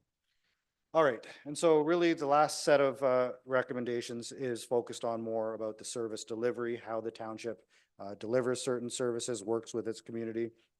Again, as we understand it, there will be a new school in your community, and so working with the board to discuss if there's ways, perhaps through reciprocal agreements even, to increase public access to some of their space, whether it's outdoor space or indoor space. There's a lot of examples regionally and provincially in where joint planning has worked. Undertaking a review of staffing roles, responsibilities, and requirements, again, in response to your growth. Preparing allocation policies for arenas and sports fields, a pricing and user fee study for parks and recreational services, continuing to empower your youth through youth-friendly designations, and exploring leader in training opportunities. And again, given the growth that's occurring in your community, it is typically best practice to update these types of studies every 5 years. It can inform future development charge study updates, reflect future market considerations, and other reports. Last slide, please, Lisa. Thank you. So really what our upcoming steps are to receive feedback from you today, and consider that in tandem with what we heard from the advisory committees.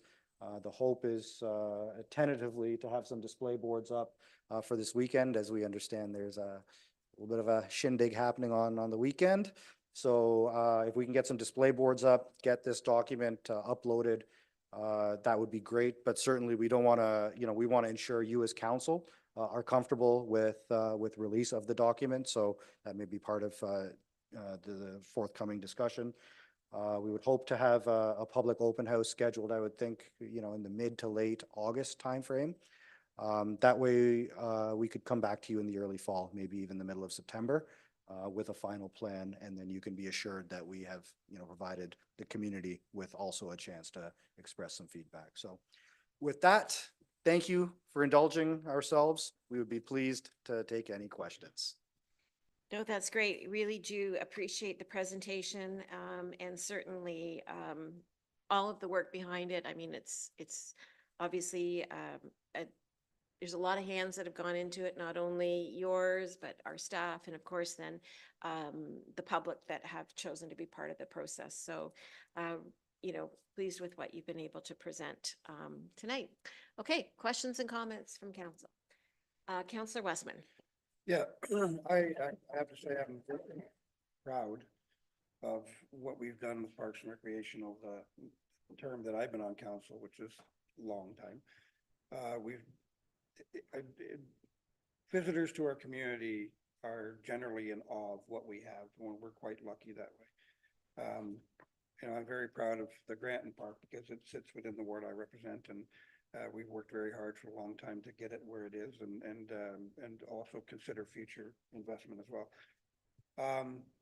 Twin ice pad, things like that. Yeah, I mean, these are definitely on our radar, and we have to give that consideration. I will reiterate my comments of the other evening about the Scout Guide Hall. I want to clarify that when comments about accessibility are made, we made some investment in making it more accessible. The washrooms were upgraded. The front entrance was upgraded, and the bulk of the user space is fully accessible. There is an area, the basement area, which is currently not used, and there isn't any immediate demand for it, other than the user groups, scouting and guiding, that are using storage space down there, and some of the activity space. It's not required by our groups. We don't have any need for accessibility in that area. But anyhow, that's basically what I wanted to add to it. Now, I am currently the chair of the Trails Committee, and we are excited about the notion that we'll be able to expand our trail system throughout the community over the next few years, partnering with our developers and with landowners, and through various other supports, whether they be grant monies available through the province or whatever. But we are excited about the opportunity to be able to expand our trails. And it's been a long journey, right from the first time it was suggested at council a few years ago to where we are now and where we're heading. I think it's been very good. We've done a lot of good work, and we have a lot of partnerships. So I think we're pretty good that way. Thank you very much for your comments, Councillor Westman. Councillor Regan. Thank you very much, Madam Mayor. So at the Parks and Recreation special meeting we had last week, we had trails and we had this presentation, and thank you very much for that presentation. I just wanted to say that, and I'm just gonna, what I said the other to people that were there that night, just wanted to thank them because the members of Trails and Parks and Rec and the council members that are on those committees as well, I think we're really key in getting a lot of people out to fill out that survey, whether it was at the community center, I know that we had some that's set up at the library, also through the community. So I just wanted to just make sure that everybody knew that there's a lot of people that were on that committee, both of those committees, that really pushed to get as many people and a diversity of responses from the community, because I really think it truly represents our entire community, and it's encompassing. So I just wanted to make that point, and I wanted to thank everybody, because, and as Councillor Westminster, I was very proud of the results and just very proud of the work we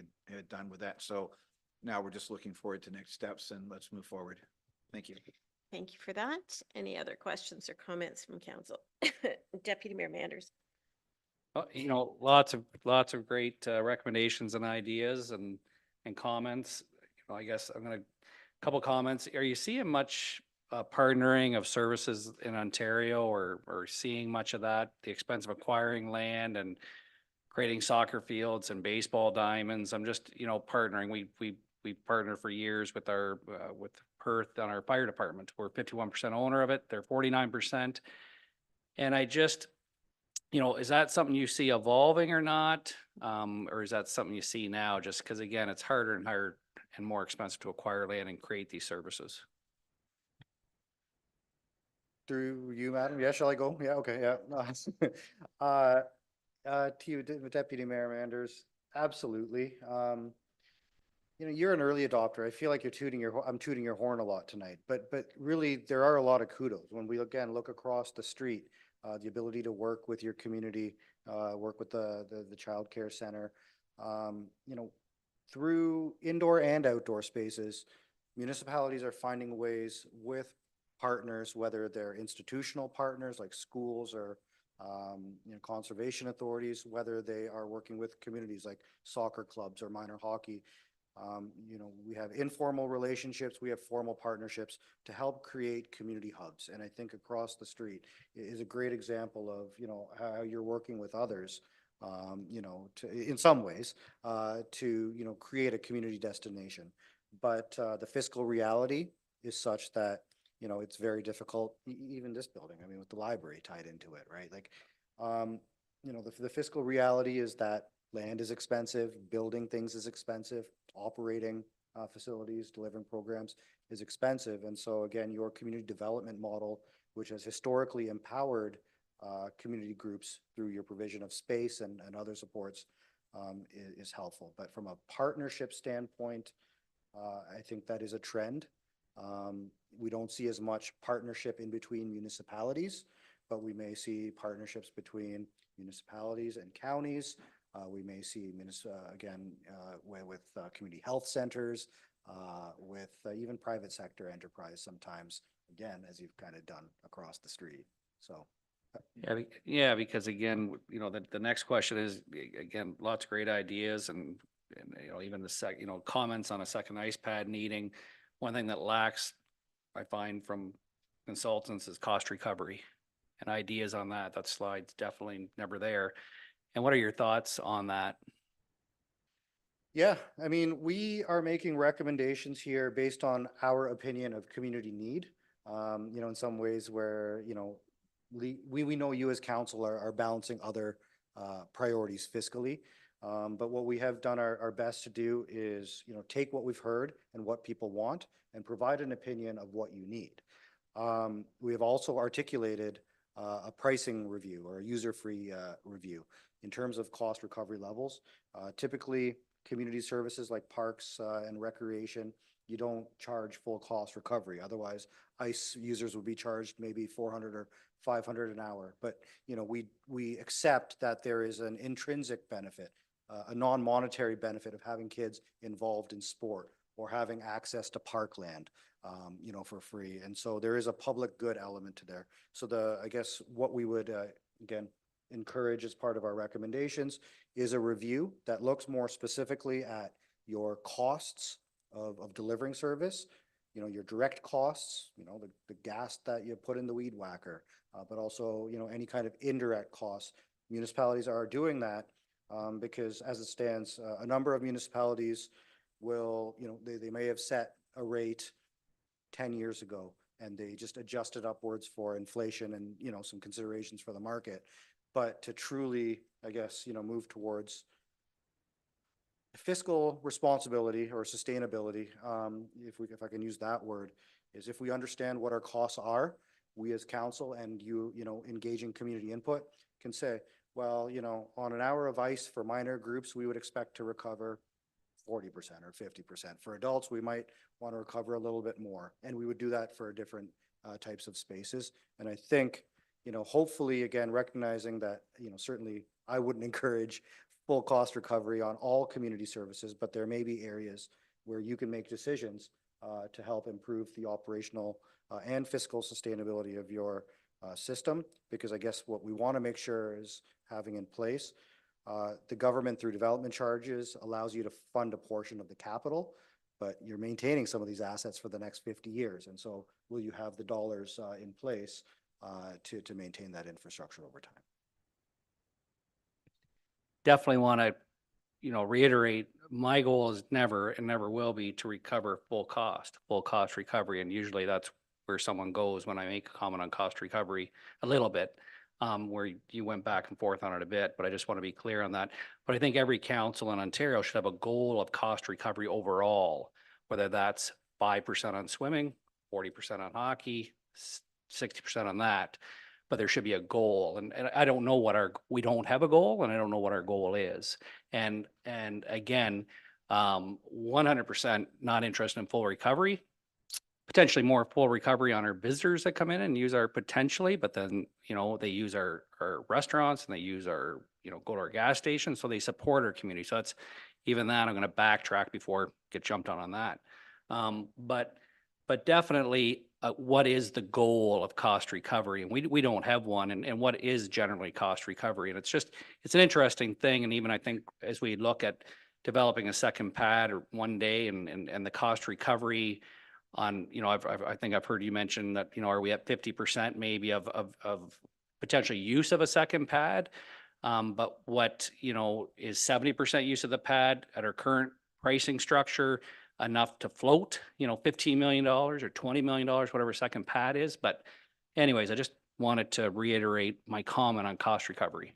Yeah, and sorry, if I may, I did not take your comment as, being full cost recovery. I think what you said exactly about, this type of goal is, through a study, you help define those with your community. I think a lot of these processes where they are successful are community led, but they also should be considered also in tandem with general principles of inclusivity as well, because there are a number of financial barriers to participation that certain segments of the population faces. So absolutely, these types of studies are about a goal, what you as council are comfortable with, and knowing that you've been able to develop that with the community and apply it, in a well thought out manner. Any other questions or comments? Councillor Hodgins. Thanks, Madam Mayor, and thank you for the presentation and for the draft plan. I think I really like the plan. I think it's well structured, it's well laid out, it's easy to read, and it's it includes some good recommendations and analysis of our parks and recreation overall. So great job on that. Thanks to you, thanks to staff for preparing it. One comment, and it is addressed within the report, but you talk about monitoring progress on the plan. There's these 20 or 21 recommendations within here, and that should be, I like that it has dates in there as well, target dates for those, and we should be reviewing those regularly. So I think you talk about doing it at least annually before the budget process within the plan. So I think that is going to be really important, and I'm glad to see that it is sort of action oriented with setting those dates. With the previous master plan that we did prior to this, if it was in 2015 or when the previous one was, like, how did we do with, if it was with Monty Brown, did we monitor it well? Did we sort of track progress with it? And if not, like, how can we ensure that we are monitoring and tracking and achieving those recommendations? Yeah, I won't, can't speak necessarily directly to how it was kind of tracked, but what we did do was have a cursory look at, well, not even cursory, I mean, we looked at the recommendations that were in place in 2015 and worked with staff to see, what was, implemented, what was kind of deferred for whatever reasons. But I think part of what necessitated this update, part of it was the demographics. Certainly your community is different than it was in 2015. But in speaking with staff, we understand that it was felt like a lot of progress was made in updating the recommendations. I hope that's a fair comment. But that progress, has led to investments. It's led to, your entry in new programs. So I can't say, 97.3% of the recommendations were implemented. I don't have that on the top of my head. But I think from a move forward standpoint, your staff, as I understand it, consistently reference the master plan as they come to you at council through budget, through other processes. The master plan will be referenced where it helps achieve the ends that you're striving to meet.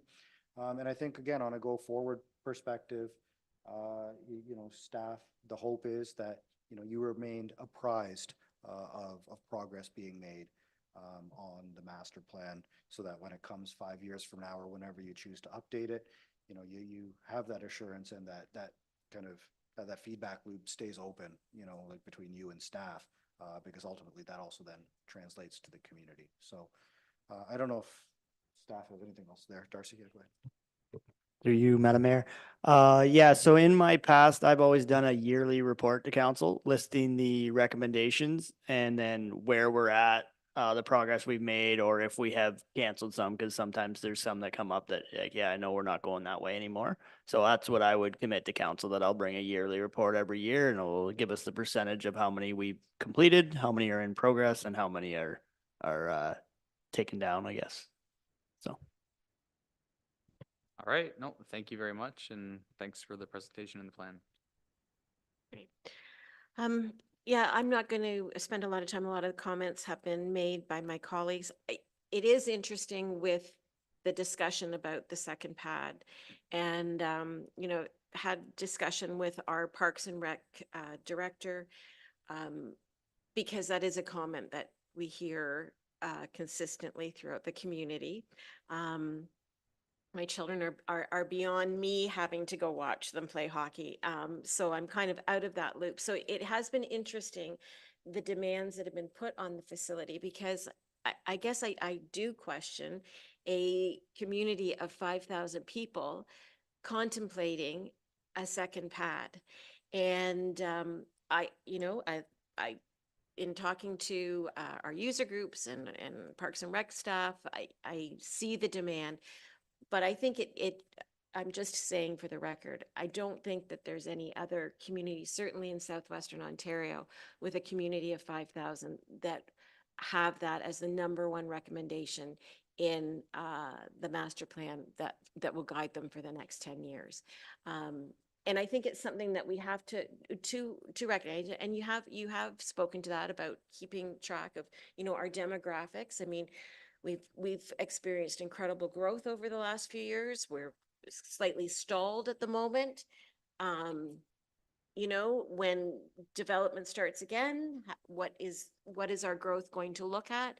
But I think our community has to understand too that there is a great cost to that, that council will have to consider as we look at how we're going to implement these.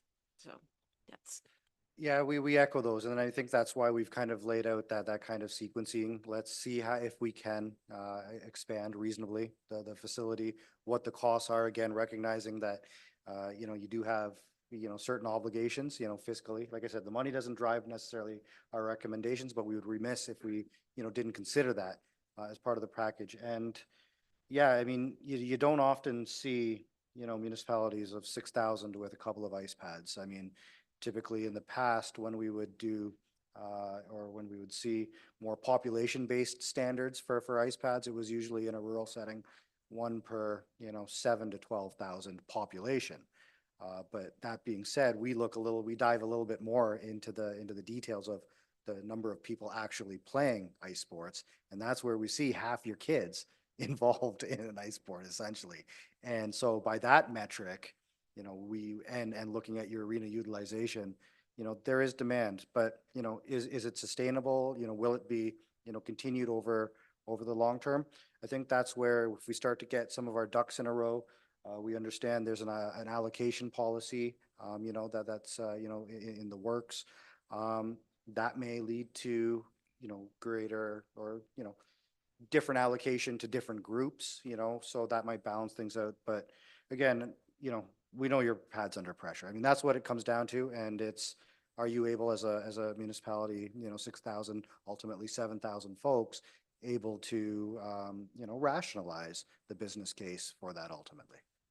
It is interesting, as I've had, the opportunity over the last number of years to be able to travel across the province for various reasons. And the history of ice sports in Lucan is really legendary. And when it was a small community of 1,900 people, it was well known for its hockey prowess, and that's only grown. So certainly this should come as no surprise, but it is startling to think about a community our size having to think about that.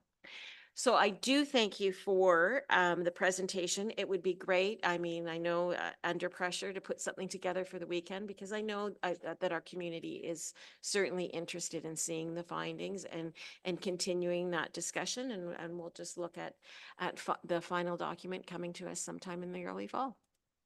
Okay. Great. And I want to echo our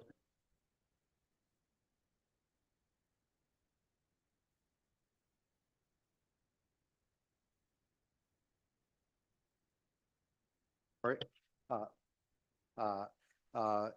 Wanted to thank everyone.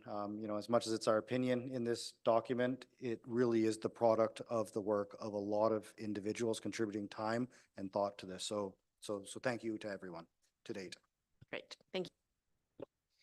With that, I would ask for a mover and a seconder to just receive that report for information. Councillor Hodgins and Councillor Regan. All in favor? That's carried. Thank you very much. Hopefully you have umbrellas. Hopefully you have umbrellas. There you go.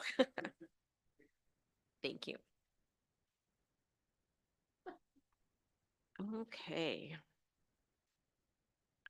All right. Well, after all of that, I think I'm just going to ask for a 5-minute recess to stretch our legs and maybe get some more water and, do what we have to do. So Councillor Regan and Dave and Councillor Manders have motion for a 5-minute recess. All in favor? Carried.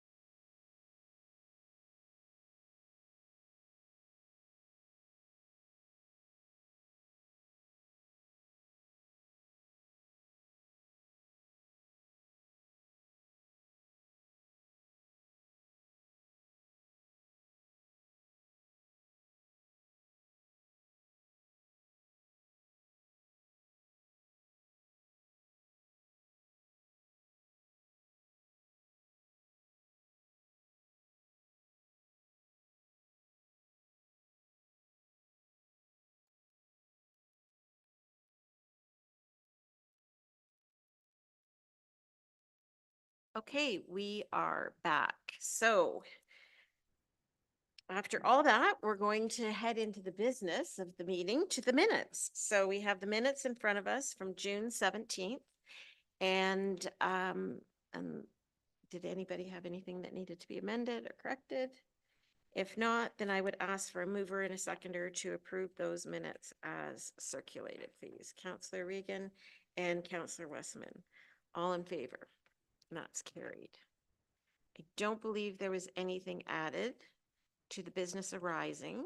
Did council want anything added? Oh, Councillor Hodgins. Thank you, Madam Mayor. So one item we did discuss last meeting, it's in the minutes, was about the municipal logo. So I just thought, should we add that item in there just to loop back on it and keep track of it? Yep, sure. That's a good idea. Thank you. Was there anything else council wanted added? Nope. Good idea, Councillor Hodgins.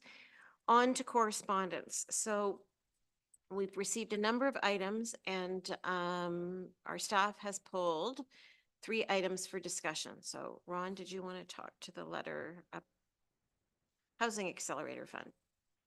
Thank you, Madam Mayor. The round 2 of the Housing Accelerator Fund, obviously this is a very important one to us.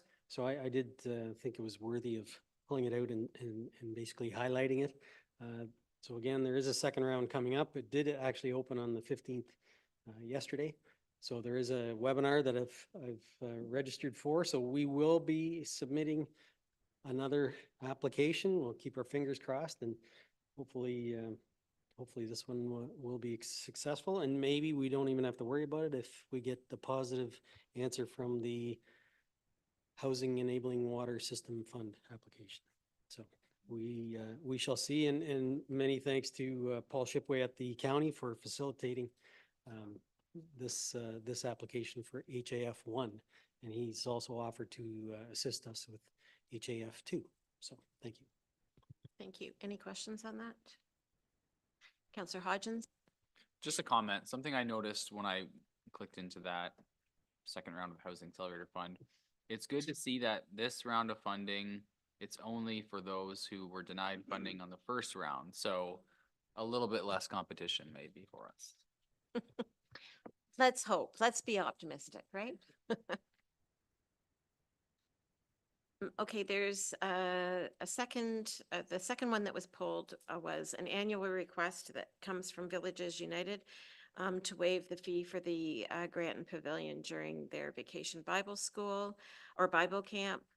I think council's had a chance to review the letter. If there's any questions or comments on that.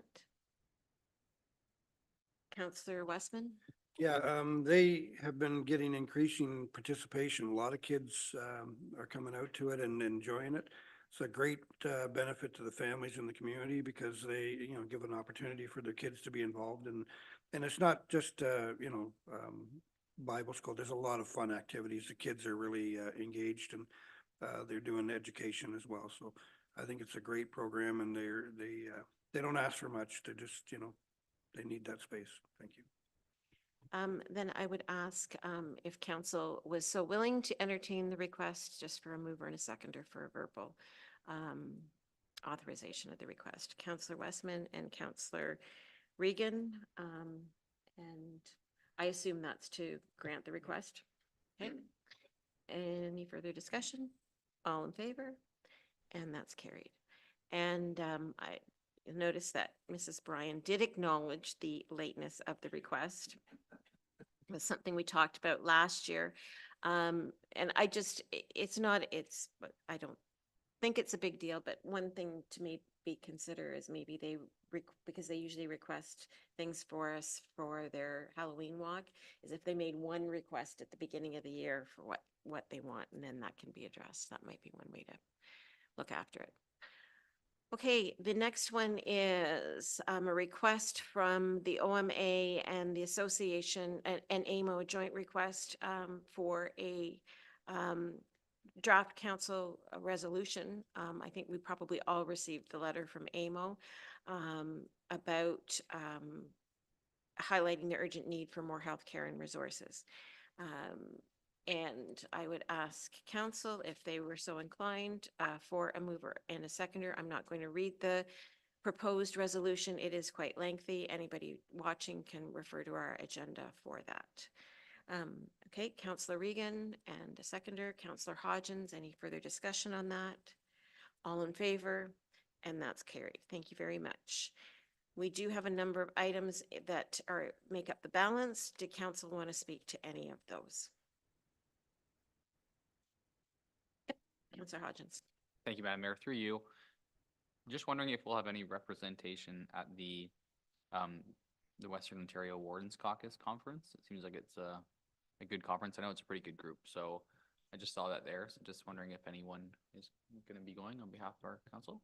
I was actually going to bring that up and pull it, and maybe just for the benefit of Councillor Regan and Councillor Hodgins, the history of this is that it used to be a conference that was hosted by MMAH, and it brought together all the municipalities in the southwestern Ontario region.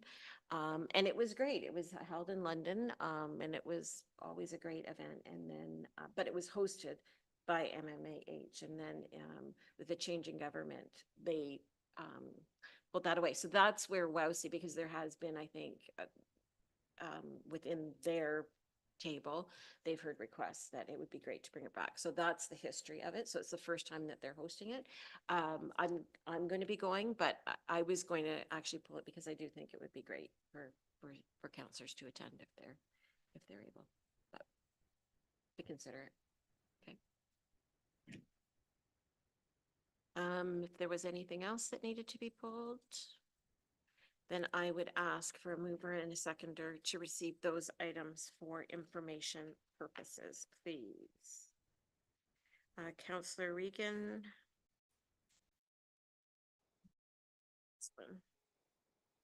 And a seconder, Councillor Hodgins. All in favor? And that's carried. Thank you very much. On to committee reports, Blue Water. There's a meeting this Thursday and I missed that last one. Thank you. There are notes attached in case anybody had any questions. CEDC. Yes, Madam Mayor, just very briefly, our last meeting, our members reviewed, committee members reviewed the summary and action items on a recent Main Street survey. We did receive a grant from AMAFRA, Rural Economic Development Program, for funding for the Main Street pole banners. They are currently in production, and I believe they are going to be out before the end of the summer and hanging up. The committee discussed hosting another business networking session in October. That planning is underway. In our next meeting in September, the members are going to be reviewing the components of the community improvement plan, as well as the streetscape strategy, to provide council with the recommendations on moving forward next year and prioritizing what we'd like to do for next year for both those plans. And that would be it. And our next meeting is not until September. So. Okay, thank you very much for that, Councillor Regan. You're welcome. Any questions? Okay, nothing from Lake Huron. Fire Board, there is a meeting tomorrow night for the Biddulph Blanchard Fire Board.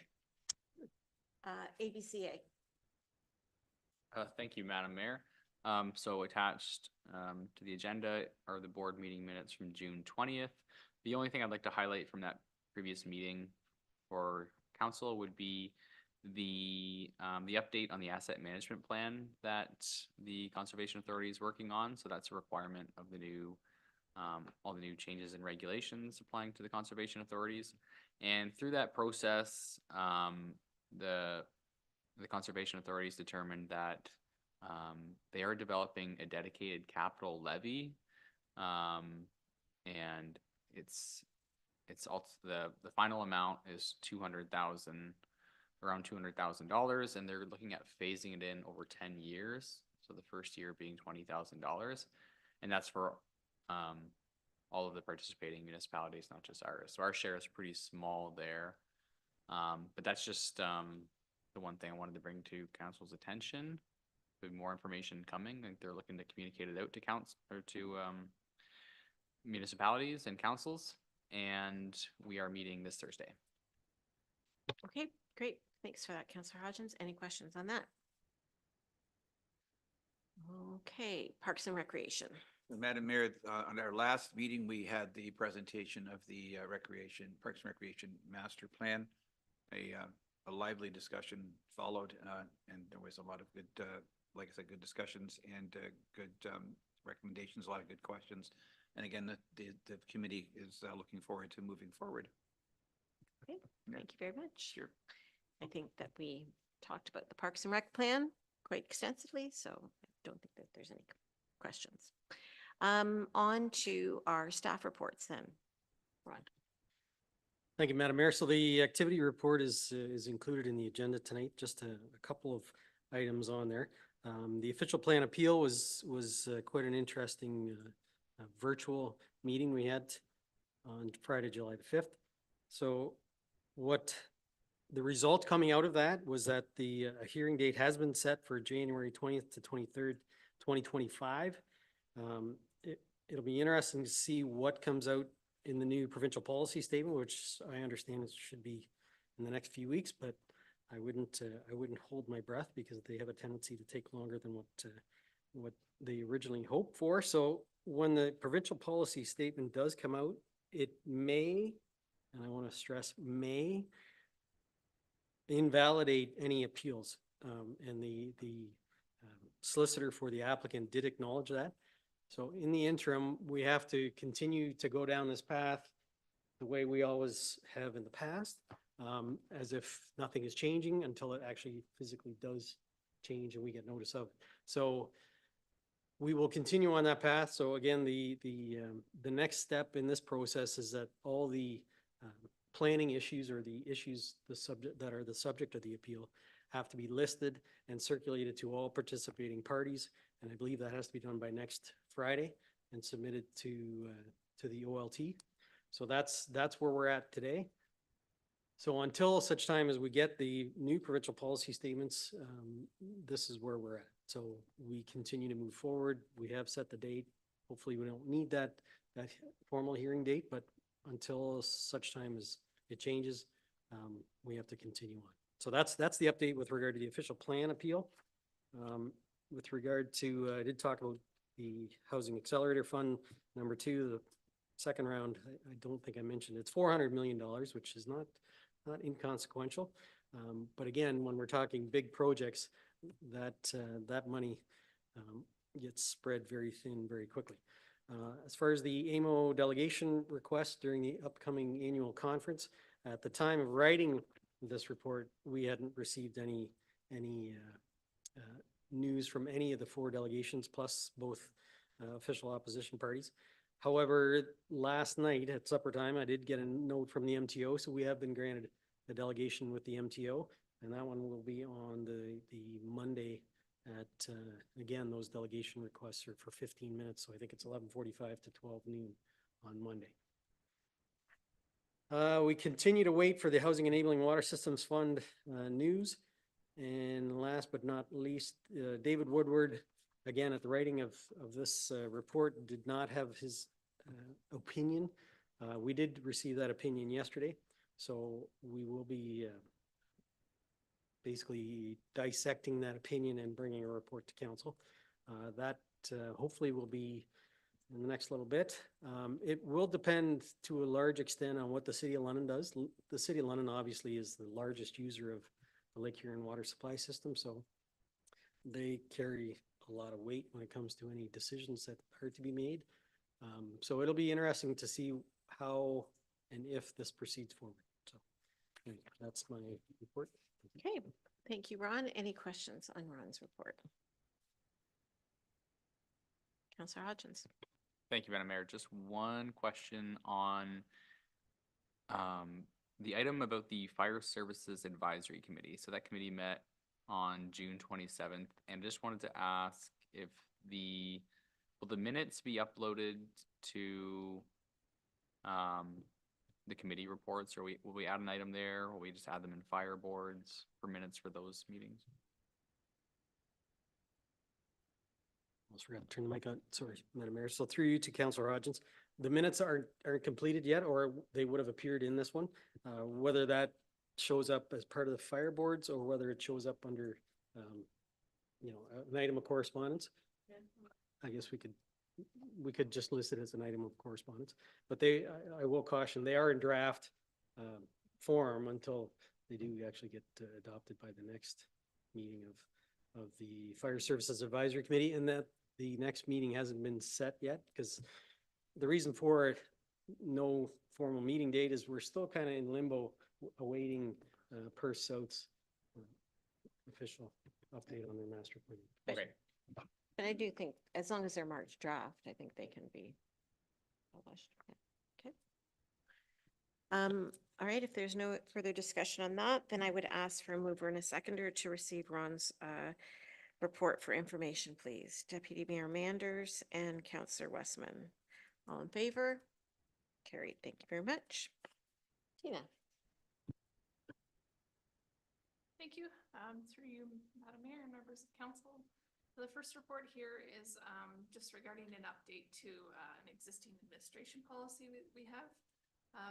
There has been just a question in the past couple of months as to some clarity on our memorial gifts and donation policy. So staff have reviewed that and made amendments accordingly. I did highlight the amendments that were included in there, and it's basically to add current or former council members and former staff members. We also did add a paragraph to include a death of a person of a significant business relationship to the township, and that would be at the discretion and authorization of the CAO. The rest of the policy remained unchanged. Okay, thank you. Comments or questions on the policy in front of you, the suggested policy in front of you? You probably.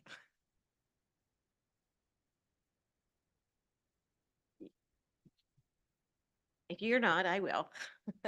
Okay, I'm not sure if we have the same question. Okay. But okay, my question, just with respect to the policy procedure, item number 2.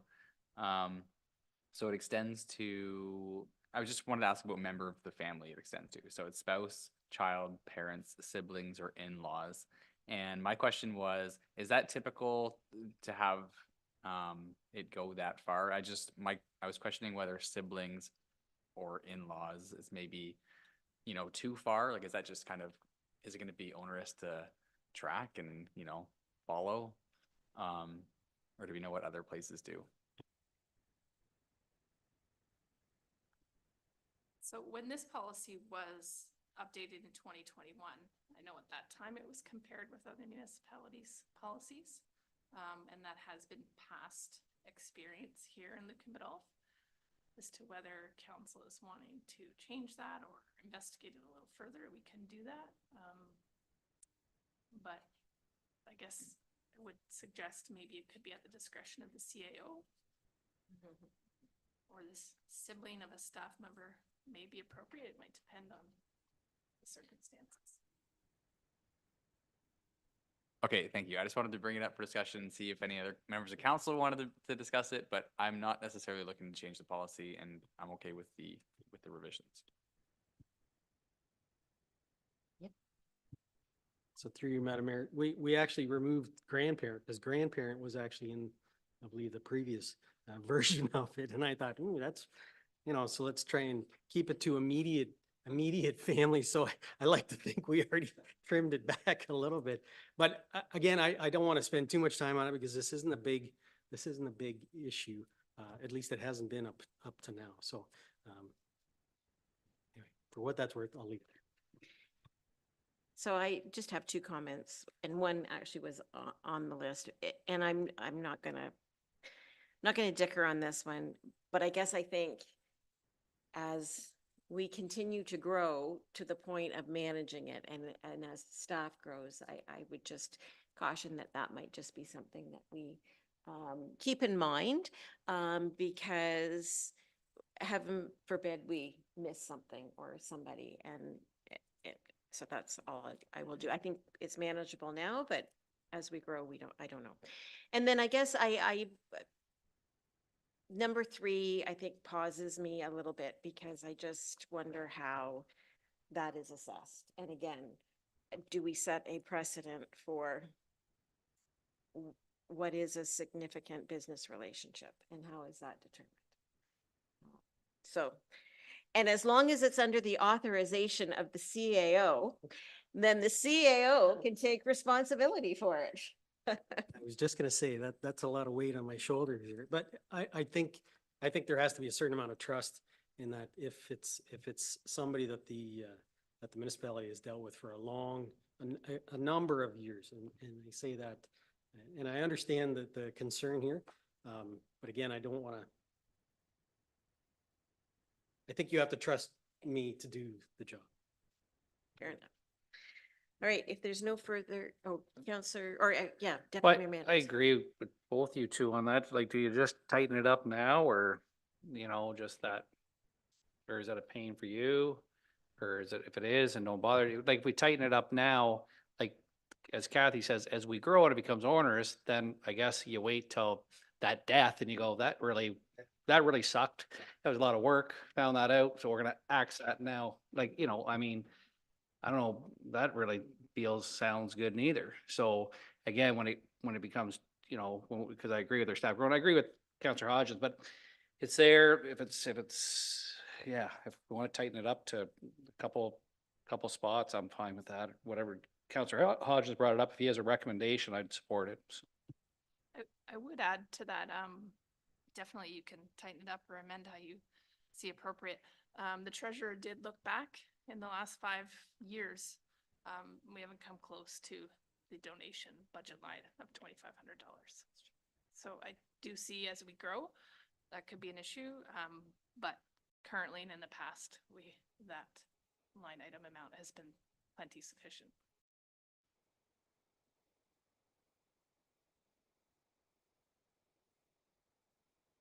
I think let's. I was gonna suggest we can say at the discretion and the authorization of the CAO and mayor, if that makes you feel better. Oh, no. No. Okay, I think we'll leave this as now. I think it's just something to recognize. So, with that, I would ask for a mover and a seconder to approve that updated policy. Please, Deputy Mayor Manders and Councillor Hodgins, all in favor? That's carried. Thank you very much. Okay, you have another one. Thank you. Again, through you, Madam Mayor, the next report is regarding another policy. A new policy to our manual would be a street naming policy. I will say up front, this was developed in consultation with the clerks, CAO, and Public Works Manager. We've all reviewed the policy and did reach out to all our member municipalities in the county. Surprisingly enough, the only other municipality that had a policy developed was Strathroy-Caradoc. Middlesex Center I didn't get a formal response from, but I don't think they have a formal policy unless it's in their development procedures when new subdivisions are developed. The policy, so it does follow Strathroy-Caradoc's precedent. We had felt that it was worked well for what we were looking for. It does provide, again, the purpose of it, I guess, is as we're growing, we do want to kind of direct how our new developments are named, and while also providing an opportunity for the public if they wanted to submit a request for a street name and how they would go about doing that with providing the background information that we would be looking for. It also does in item 6.1 talk about how a percentage of streets in new developments would need to be chosen from the approved street name list. And you will see attached to the report that there was a report prepared a while back from former Mayor Tom McLaughlin that gave some history to some suggested names for our community. It's staff suggestion that those names would be vetted by the county for EMS purposes.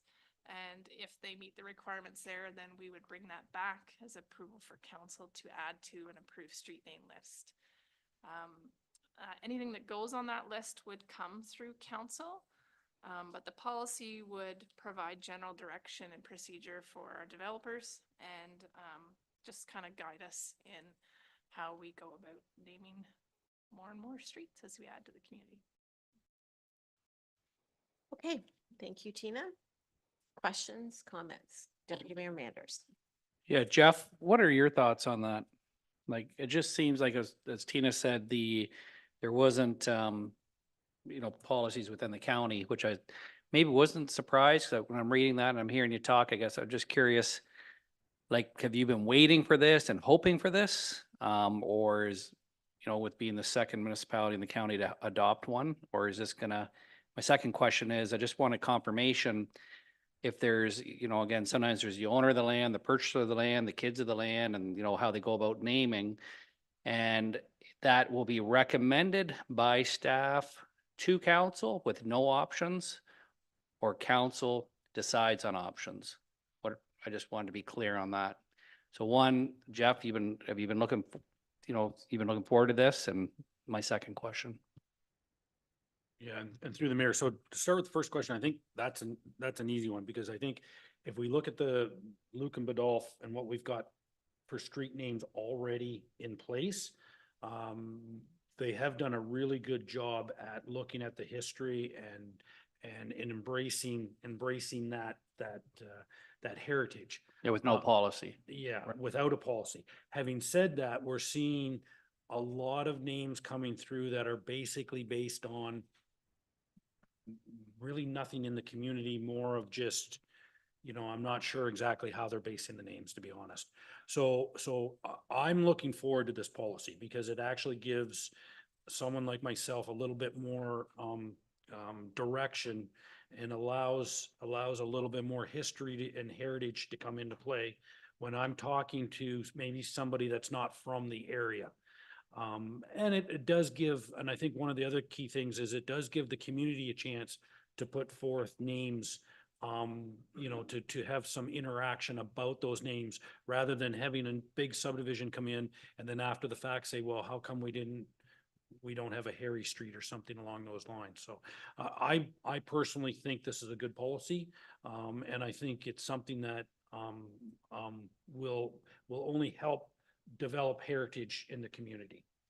Now, your second question to the Deputy Mayor, you're looking for clarification on how this is going to come to council? Well, but yeah, exactly. Like what I'm hoping, they can maybe, I guess Tina can answer that, maybe Tina or yourself. What I'm hoping is that, that it'll almost come as information, and we find out that you vetted it, whoever staff at the time has vetted it, and that this is the naming, as opposed to here's 3 names, there's stories behind them, and what's your feeling? So I'm assuming it'll come just simply for information and telling council providing council agrees with this, or that is the policy. I guess I'm just looking clarity for that, and that these are the names, and if maybe reasonings behind it and why staff selected them. Is that how it'll go? Yeah, and unless I'm speaking out of turn, Tina, I think that's exactly what we're hoping, is that we can put these names together, do some research back on them, present them to council as a list. And we would really like to be able to have a list of a lot of names, so that we can give these names to the developers, so then they can come back to us and say, yeah, we want to have A, B, and C as our names. So it's not going to come to council every time there's a name. It's going to be a list of names that we have in place so that the developers can use. Is that? Yeah, it just seems a little onerous to me. Because right now people could start submitting names, I assume, which is good. And then you'll file them, I guess, and you'll always refer to them on certain properties, but it just, again, I guess, so you're gonna have a list of names, but you kind of said but the names are gonna come to council for approval first before they go to the developer? Yeah, they'll have to be on the list on our approved. So every time you get a list. submitted name, council's got to approve the name. Yeah, and To I be think- on the list then? I mean, Yeah, and I think we'll do it as a grouping more than every time there's a name. Like every time we want to bring something forward with a group of names, I Okay. think we'll inform whether it's through council or how that gets presented.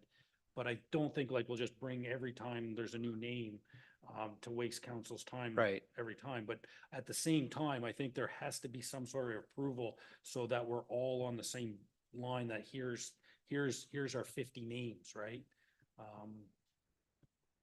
If I may, Madam Mayor, just I'll jump in at this point. So I think the plan is to put together the initial list of names, sort of get an approved list. So every time somebody submits one, we're not gonna bring it back to council. If it comes to council once a year, that's probably, you know, probably more likely every other year or something, or even every term of council, you know, depending on how many developments we get. But I think what we want to get out there is sort of an approved list of names that council has vetted and approved, that Jeff can then, or the planner can then present to the developers when they're bringing their plans forward, and they can sort of pick and choose from the approved list. But as people submit more names, you know, Tina would probably keep a running list. And then again, every year or every 2 years, we can look at adding that to the approved list. So it's not meant to be onerous on staff or council's part. I think we're just trying to get something where Jeff has a list that they can give people instead of, you know, somebody picking, you know, their grandmother's sister's brother, you know, whatever. Like we'd like to give something to the developer, a little bit of a guideline to bring a name forward that has meaning to this community. And is current, Jeff, I remember us talking back, there was a person that owned the property historically, the industrial park land, and they had wanted their last name to be, you know, part of that naming and future streets of the industrial park. So now my question is there currently a list or is it just currently by memory? If it's by memory, then obviously they need to submit that now officially, or is there currently a list? So kind of two parts to that question. There is not a list right now. So there's not a formal list that I can just give out. Having said that, in that case, when we did talk about the Heenan Court farm, there was a direct mention of a name there. And that's exactly what we would like to start this list off with is that sort of thing. So I do have that name written down. It's just, is it up to me as Public Works to go around and start naming all the streets in the subdivisions, which I don't think it's appropriate. I think we do need a list, and that's where this list gets started with those names. Any other questions or comments on this? I would Yep. add that when I had canvassed our member municipalities, all were curious and asked for us to share the policy once developed. So I do think that it is on the radar of others. And it'll also provide an avenue for, you know, I think we'll have more difficulty in maintaining or having a larger list than having too many to it. I think it provides an avenue too for staff to vet them. If it doesn't meet the criteria or it doesn't get approved through county and it's a name already currently used, then we can eliminate it right there because that's what the policy says, right? Right, if there isn't any further discussion, then the recommended motion is to receive the report for information and that council directs the deputy clerk to finalize and bring forward the Lucan Biddulph street naming policy and bylaw for council's consideration at the next regular council meeting. A mover and a seconder for that, please. Councillor Regan and Councillor Westman. All in favor? That's carried. Thank you very much. Did you have anything else, Tina? I do not. Thank you. Did you want to speak to, all of the drainage? I will Or let just- Jeff okay, speak to just the with that. Okay. drainage motions when he gets the public works. Okay. I don't Fair think enough. there was any other motions in there. No, that was it. Okay, nothing from building, finance, planning, public works. Jeff? Thank you, Madam Mayor. I have a report and an activity report to go through. So the first report I have is the Timber Ridge Servicing Report. And as council knows, the township is currently working with a developer on Timber Ridge. The project has draft plan approval and zoning approval currently, and the developer's engineer has submitted an engineering design for phase one of the development, and which a development agreement or will work towards a development agreement. Having said that, it will take a number of months to get that development agreement in place. So this report is bringing forward that there is a conflict in the timing of this development and a timeline that's happening on Saintsbury. The county of Middlesex has indicated that they are going to pave Saintsbury this year. It is scheduled. It has been awarded. The contract has been awarded. And they, in discussions with them, they are going to, they need to pave Saintsbury moving forward. So having said that, we did meet, the township, the county, and the developer did meet to review this timeline. And some of the following information that we reviewed at that meeting was, again, and I'm kind of repeating myself, but that it was made very clear, the county needs to pave Saintsbury by the end of the fall. Two, the developer would be committed to fast tracking the servicing work within Saintsbury line to meet the timeline of the county. The county and the developer have agreed on a schedule and a cost sharing associated with the asphalt replacement. Having said all that, there is some costs associated with the stormwater infrastructure that is going to go in Saintsbury, and that cost is currently being collected in the DCs that we collect. So we did talk about that. The storm infrastructure that is proposed to go in Saintsbury is designed and will be built for the urbanization of Saintsbury. So there's so it is meeting our design that we will require to urbanize Saintsbury. Having said that, the developer is proposing to front all the costs up front for that stormwater infrastructure on Saintsbury. The township then would look at reimbursing the developer as we collect the DCs in that development for that project. So meaning that every time a house is built, we collect a set fee that pays for Saintsbury and the infrastructure that goes in Saintsbury. This is not something that is new. It is in the development charges currently. It is outlined and set forth. The fees are set per house. So that's not what this report's about. The developer, again, I said the developer will cover everything up front. The project will be managed by the developer under the inspection of the township and the county. How to move forward with this would be in the form of a service agreement. A service agreement is not new to Lucan Biddulph. We had one on Ridge Crossing on phase 2, and we had one on Old Clover phase 2 as well. So this just allows the services to get started, and then we can follow up with the development agreement and all the regulations afterwards. I did outline some of the important or some of the more important benefits, I believe, by supporting this and moving forward with the service agreement now. I think there's lower costs that we could take benefit of by urbanizing or putting the infrastructure in now for the urbanization of Saintsbury at a later date. I also believe that there's a couple of benefits in the fact that there will be a duplication of construction activities if we don't support this, meaning that the developer will have to put in a different type of storm infrastructure, and that it would be just temporary, that would be removed, and then we would have to put this infrastructure back in the road in Saintsbury and rip the road up at a later date. So I think there's a benefit to supporting this servicing now. Having said that, I wanted to make sure council was aware that in this consideration of the service agreement, that the development agreement will follow the service agreement. But in that development agreement, there will be a requirement for sanitary capacity for this development. And what that will mean, it'll be 61 residential units and 54 multi-residential units that go in this phase one of Timber Ridge.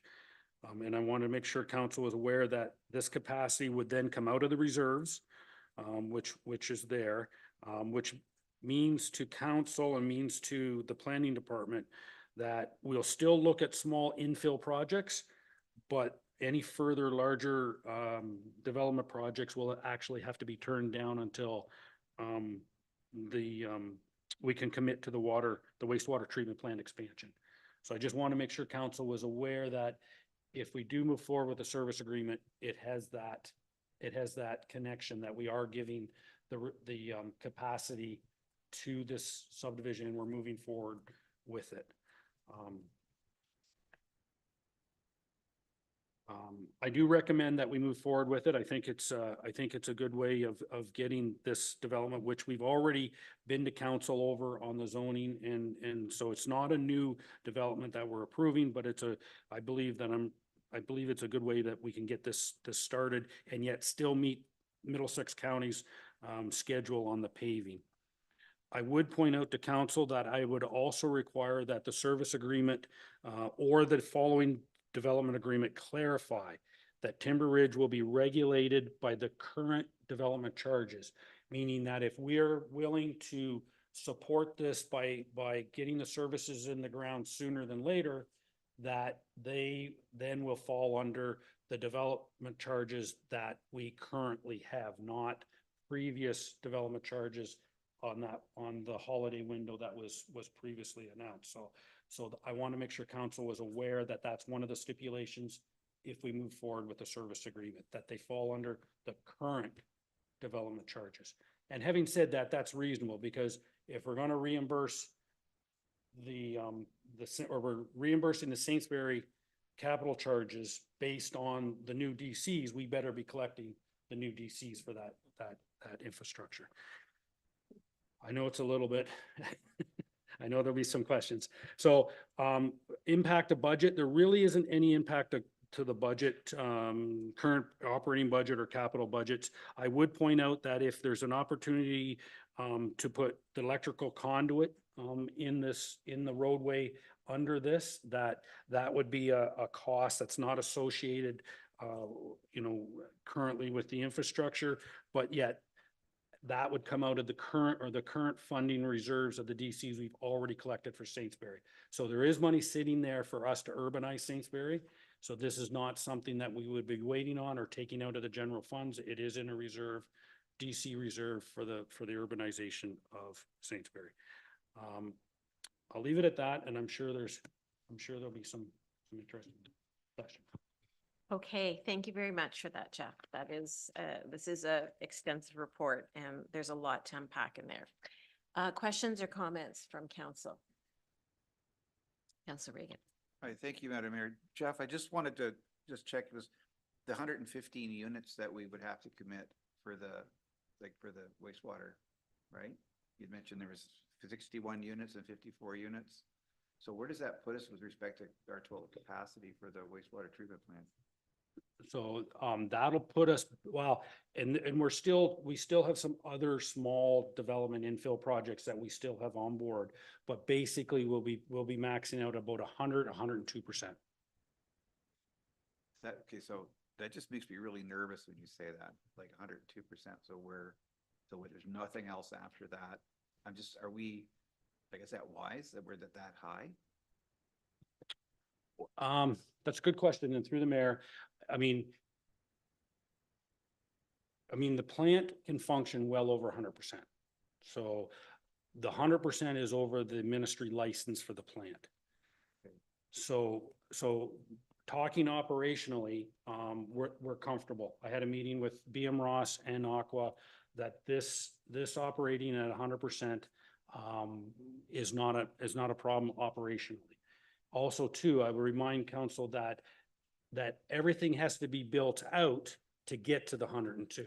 So to get to the 102, we could be 3, 4, 5 years before we see that. Okay, that's right. So not only does this development have to build all their homes and condos or townhouses, but also Asabo Fields, Old Clover, all the apartments, all that is still in the 102. So we would have to build out years down the road to get to that figure. So to get, so to get to the 102%, which still makes me nervous. So we get to the 102%, you're saying it's 5 years out, and by that time, we should already be working on a extension or expansion of the sewage treatment plant, right? Yeah, that's through the mayor. That's correct. So yeah, we know there's a time frame to build all this out. We know it's going to be a few years out before we can even get to that 100%, but we also know that Aqua and BM Ross said the plant can operate at 100. So even if we got to 100, we're still comfortable that we can operate the plant. So it doesn't back us into a corner. It doesn't back council into a corner saying the decision today is a decision to expand. So I want to make that very clear to, even though we're talking, we're going right up to the limit. At the same time, this is not a decision to be made that you have to expand the plant tomorrow or the next day. That's still a decision council can make at a later date. All right, thank you. Okay, thanks. Other comments or questions? Councillor Hodgins? Thanks, Madam Mayor. I have a couple of questions on different things, but further to Councillor Regan's question, because like that was like the biggest question I had. Like, do we, I guess, it seems like it's a part of the deal, I guess, to do this work that they want to get all their capacity allocated. But do we really need to, at this stage, commit to allocating all of that capacity? Because I just think about what that means for other development projects. I'm just looking at the memo from BM Ross a few meetings ago. There was a development on Kent Street and one on William Street. Unapproved development proposals in addition to Timber Ridge. So I guess if Timber Ridge is taking all of the remainder, what does that mean for the others?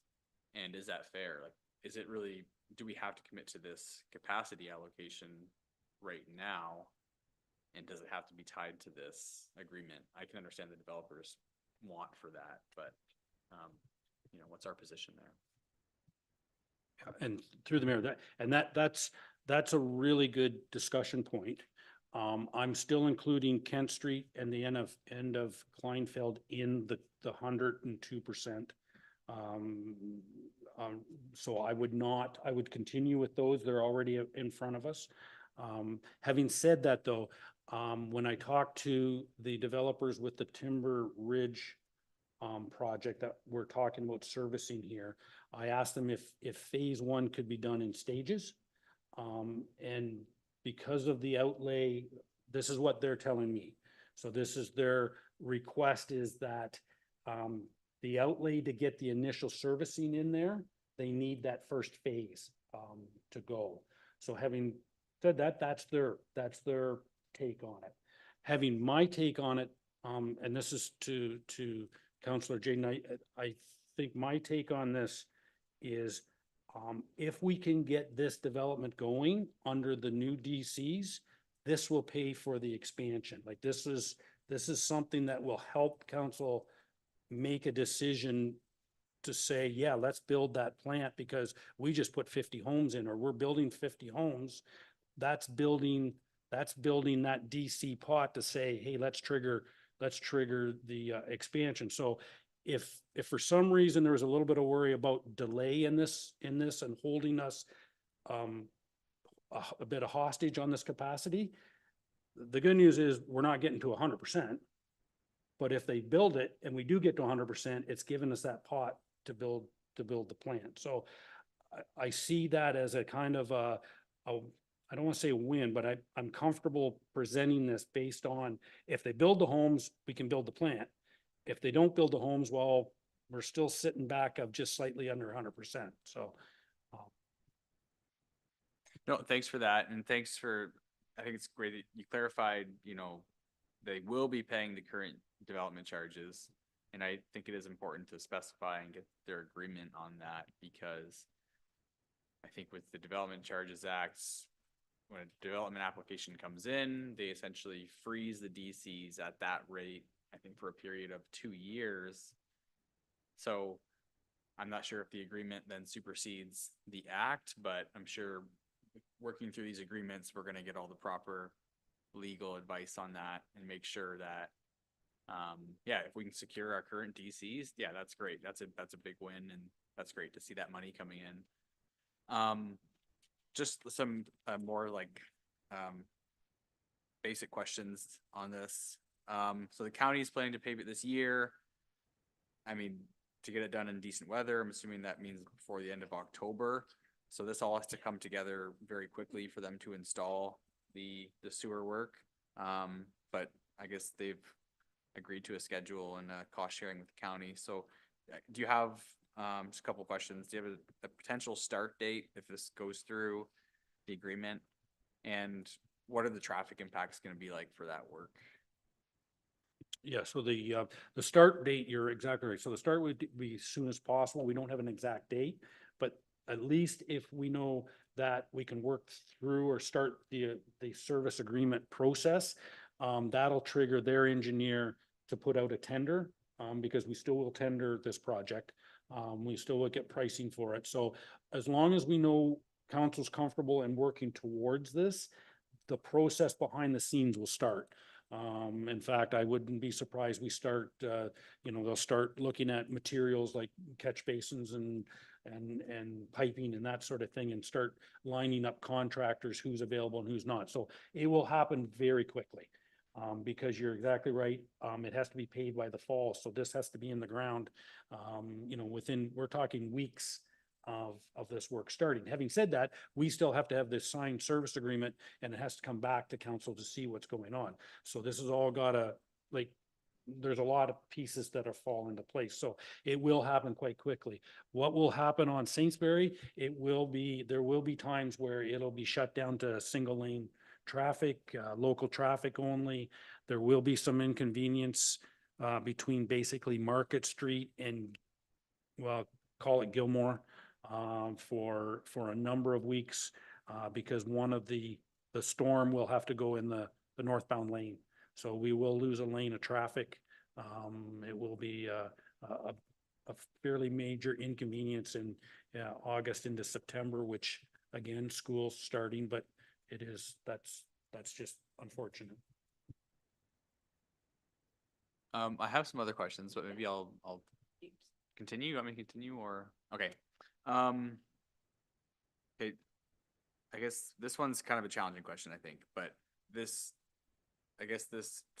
storm sewer going in now, there's the issue of not being able to build the regional swim facility because it's on the other developers' lands and they're refusing access. So that seems like a pretty complicated issue, and this is sort of an interim solution. But for that more complicated issue, is there sort of a path forward, or do we know how that's going to be resolved? I guess it's challenging when we don't have the land. Is there any, even just preliminarily? No, that's a good question. And I know I touched on this a little bit in the report, which I didn't speak to a lot. So one of the idea on Timber Ridge was always to go to the regional swim pond that the township has been approving. That property owner that this developer would have to cross has basically stonewalled them in this. So and I'll call it temporary. So we'll call it temporary to start with. Solution is to put in a temporary swim infrastructure that will hold the water back on their property, sort of like a temporary lid. And then they'll come down the road in a storm main that will access the Whitfield drain. They're going to design it that it meets the standard of our stormwater that is needed in the road. In fact, they're going to design it for enough that meets what we need in the road for our stormwater and can handle the runoff from their development. And the reason I say that is because for some reason, if this temporary becomes more permanent, it doesn't affect our Saintsbury. We will still have the right infrastructure in the road for any time we want to finish the urbanization of Saintsbury.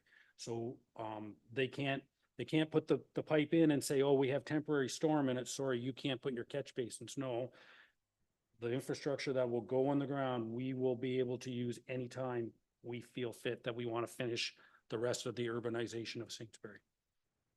Thank you. You actually answered my next question, which would be how were we gonna control the stormwater and treat the stormwater without this facility? But you basically just answered that. So that will be on their lands, in their development lands. Is that within like the lot fabric, or is that gonna impact that park at all, that temporary swim? That'll be my last question.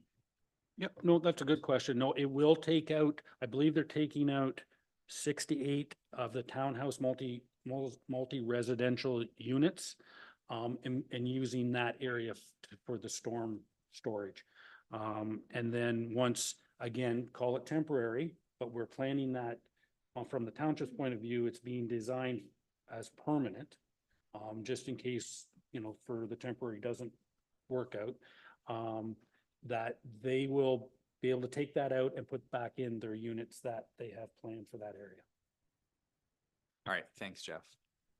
Thanks, Councillor Hodgins. Anything else, Councillor or Deputy Mayor Mander? Oh, just good questions and answers that I liked hearing. So that was good. Good, very good line of questioning by both. I guess the only thing, Jeff, when one thing more important than the DC charges would be a grant, obviously, to trigger the development of our future sewer plant. And I guess I just want to be clear. My understanding is if just, they said early summer, so I'll throw August 1st on that. And if we got good news and we got funding for our sewer plant August 1st, it's then we can go to 100, there's comfort level, we can go to 130% of capacity on approval, start approving them knowing that we've got a shovel in the ground, correct? Yeah, that's correct. I mean, whether it's 130 or 120 but you're right. If we got that grant and we trigger the expansion, the capacity then becomes a non-issue. We can open the door to whatever development does come in, we can start looking at it. Right. No, very good.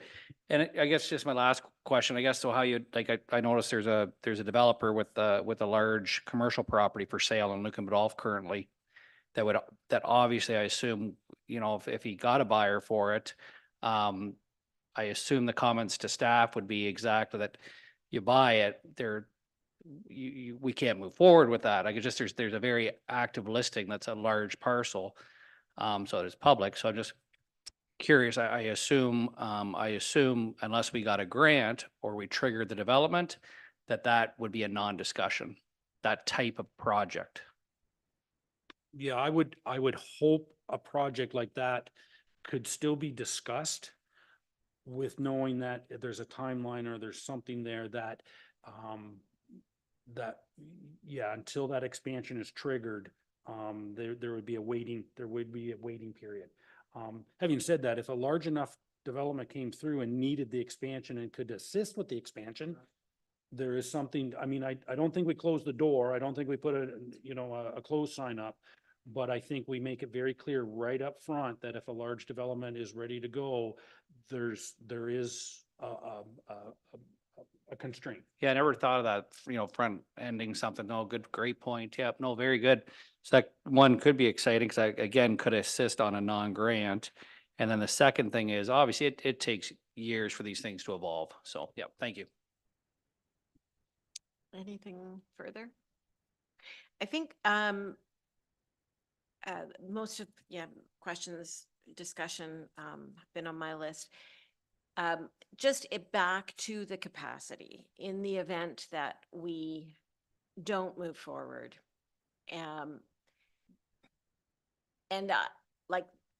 Entering into this agreement, there's no question, this is a huge investment for the developer. So there's no reason to believe that they're not going to go forward. But in the event that something happens and they don't move, are we going to protect ourselves by being able to take capacity back? And that could be a timeline of 2-3 years, whatever. But if nothing happens after, has there been discussions about that? Yeah, Madam Mayor, no, I have not had that discussion. I'll be honest with you. I have not had that discussion with the with the developer. Ron and I did have a meeting, initial meeting, just to see where we were sitting with this. But I'm certainly open for all that concern to be addressed. Right, Ron? Yeah, and I would add to Jeff's comments here that that was one of the things that, that was conveyed to the developers that, you know, we can't go part way and then stop because that doesn't help us. That hinders us greatly. So they're very aware, they've spent a ton of money already. They want to go. So they, you know, they expressed to us, they're, you know, they want to go yesterday. They want to go. They've got an investment already. They need to keep moving forward. They want to keep moving forward. So, I mean, I guess technically there's always a chance that something might happen. I don't know. Both of them could be in a plane and the plane goes down or something. I don't know, but reality and on the probability, they need to move forward on this. No, and I do understand that. I mean, this is a huge investment for them. And I would think that they will want to be able to recoup that as soon as possible. And we don't know, when the, you know, provincial policy statement comes down, what the language in there will be, because I think that it has been referenced that it's the use it or lose it, right? So, and as I say, I'm not looking to stop anything because of that. I just want to have that kind of in the back of our mind. Yeah. Maybe, Madam Mayor, I'll add, as we're looking at this servicing agreement, the service agreement is not the bare minimum. The service agreement will be for not only Sainsbury, but for the phase one development itself. So I'm sure we will tie this service agreement to being finished, not only in Sainsbury, but also finishing the servicing on the development and the roads and everything inside as well. So they're not coming to us asking for the bare minimum in Sainsbury. They're coming to us saying, if we get a service agreement, we're going to do the whole we're going to service phase one of the project. So, and like, that's a fairly decent investment. And I think if our service agreement is correct, maybe we can tie something there to make sure that that gets completed. Thank you very much. Okay, if there isn't any further discussion on that, and I do thank council for the discussion because this is a big step forward. Yep, sure, Councillor Hodgins. Thank you, Madam Mayor. Yeah, I just wanted to, I guess, bring up again, just kind of opened up discussion again, because we are, and just clarify, through this decision tonight and this direction that we're giving staff the direction to, sorry, I'm just looking at the motion, to prepare a servicing agreement with the developer. It just, are we specifically allocating that capacity through this agreement, or does that come after through the subdivision agreement? Just because I think it's a big step, and I think it's all just coming very fast, just with the deadline of the paving. So I just wanted to clarify: are we, through this decision, allocating that capacity? Yeah, and unfortunately, I think that's said in the report, that I want to make sure council is aware of that I'm not trying to, that once we move forward with the servicing agreement, it's locking in the capacity for this development, because the next step will be the development agreement. And basically, you know, we are committing that. So I would say, yes, that this, if a decision is made tonight, that there is a commitment to that capacity. Okay, thanks for that. Because I think, like, this is, yeah, like I said, it's just coming very fast, and I think there's a financial purpose for the developer to do this work right now, because they're going to realize cost savings, not having to rip up the road again and repave it again. So their, I guess, aggressive timeline is driving this really quickly. I'm just not sure, like, do we absolutely does it have to be a part of the deal that we allocate it all out? And even if we are allocating it out, do we have to do all of it, or can we decide on a reasonable number that isn't everything, where we can still reserve some for other projects or infills? I just think it's an important discussion we should have. So through you, Madam Mayor, to Councillor Hodgins, I understand the hesitancy, totally get it. But I think if you put yourself in the developer's shoes, they are committing a large amount of money towards this project. They are very committed to moving forward, and I think, you know, I like to think that they're putting our faith, or their faith in council to move this project forward. So they are committed to doing the entire phase one. I don't think it doesn't make sense, economic sense, if you will, for them to do part of it. They've got to do them. Right. I guess we just have to recognize here that we're then putting ourselves in a position where if a new development comes up or a larger infill, it could be that we're saying, no, you can't because there's no capacity. Like I get that we're hitting that 100 or 102, 103. We really technically, I don't think we can push that much further. And I think you're exactly right. But from a staff perspective, this one's offering it to us right now. So it's bird in the hand or two in the bush kind of thing. Let's go with the guaranteed one that's going to move us forward versus the one that may or may not appear. You know, we don't know what we don't know, but this one we know. So let's go with it. That's. I would also, just to echo, you know, what Jeff has said all along, Councillor Hodgins, is it's 102% on paper. That's going to take years to build out. And then to the point that with the deputy mayor bringing out this other property that's for sale, if somebody does come, then you have that discussion about, okay, you know, what is it that you're willing to bring to the table to get that expansion going? I appreciate, you know, that it is a big decision and it seems to be fast. I do know that the staff has been working diligently, not just at the township, but with the county. I mean, the county came and then all of a sudden this is where we're at because the county said this is what we're doing. And, you know, it's kind of, it's forced this.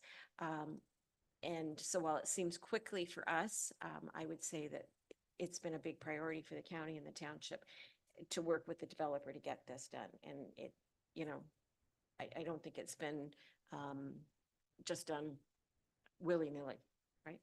yeah, and I could totally appreciate that.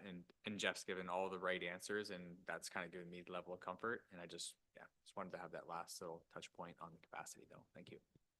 Yeah, just to also, I've thought a lot about this capacity too. The only thing that comforts me is there's, you know, looking at our future residential designation lands, I'm just glad we don't have 300 acres in currently and out of capacity. We've done a good job at doing our plant to end a future residential. And I actually don't think there's really much, because I keep thinking of the units back a few years ago from BM Ross, and I forget, we had around 330 units to go to capacity.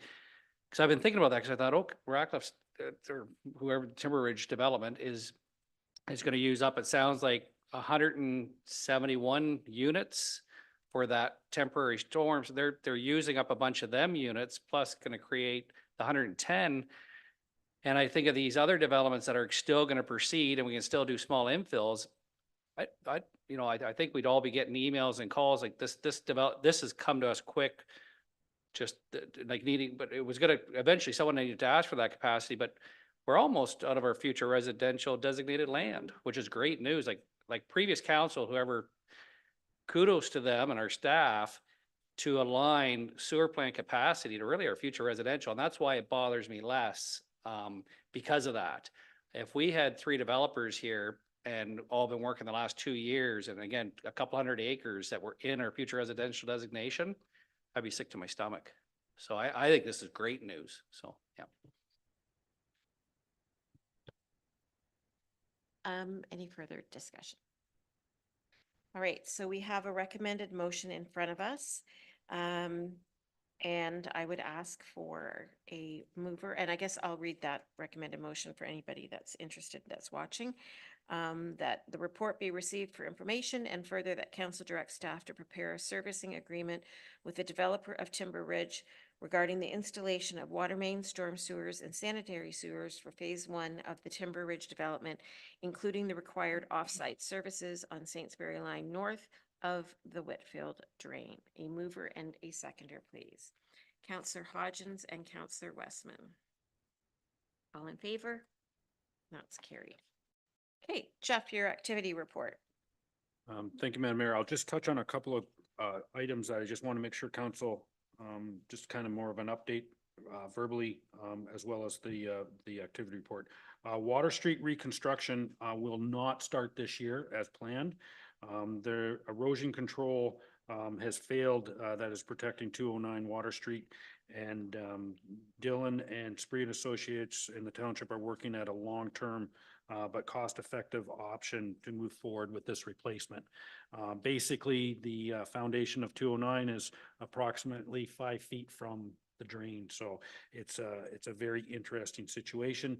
But I would rather have a long-term solution than a patch job there for Lucan. So we're delaying it and coming up with a good solution there. The drainage, there is a couple of motions and that will come to council later. The first motion is, well, there's a number of motions, but the first one is a connection of 4 different drains. We had a request for improvement on the O'Shea drain and the Damon drain, the 1977. These 2 drains work together. They lead into the Mitchell drain, and there's also a 1958 Damon drain that is close by that affects these drains. So even though you're seeing 4 motions to 4 different drains, it's actually one project that will come together once the engineers have had a chance to look at it. And then the other motion is for the Rawlings Drain, which is a North Middlesex project that is currently underway. There has been a property owner in Lucan Biddulph that has requested a larger outlet on the east side of Richmond. So it just requires that, because it's an upstream property, this council has to approve, and I'm approving that we use the engineering company that currently North Middlesex is using to look into this outlet. Having said that, the only other item that I wanted to make sure I just want to touch base with on, and this is an interesting one, is the Ontario 511 idea here. The County of Middlesex kind of organized this and has asked that the road departments in the rest of the lower tiers join in on this program. And the 511 program, if you look it up, is basically a provincial-wide program where you can see what's happening on streets across the province. Road closures, detours, road conditions are all part of that program. I'm not sure exactly how much Lucan Biddulph will get out of it and how much we'll put on about our road conditions. I think that's a test that we'll do this year. Each municipality plays a portion of this program based on population. I believe it's population. The amount that Lucan Biddulph I signed up for was about $450. I think I'll have to look at that. Better not say that. Too many numbers in my head. But it's not a lot in the grand scheme of things to do a 1-year test on this, and we'll see where it goes. It could be a great thing. I'm not sure how many road closures we have to post on there, but we'll see how it goes. So I just want to make sure council is aware of that we're participating in that program. I love Ontario 511. It is my favorite. It is my favorite thing on Twitter that I always follow whenever I drive. So no, that's good. Thank you. Okay. Any questions on Jeff's activity report?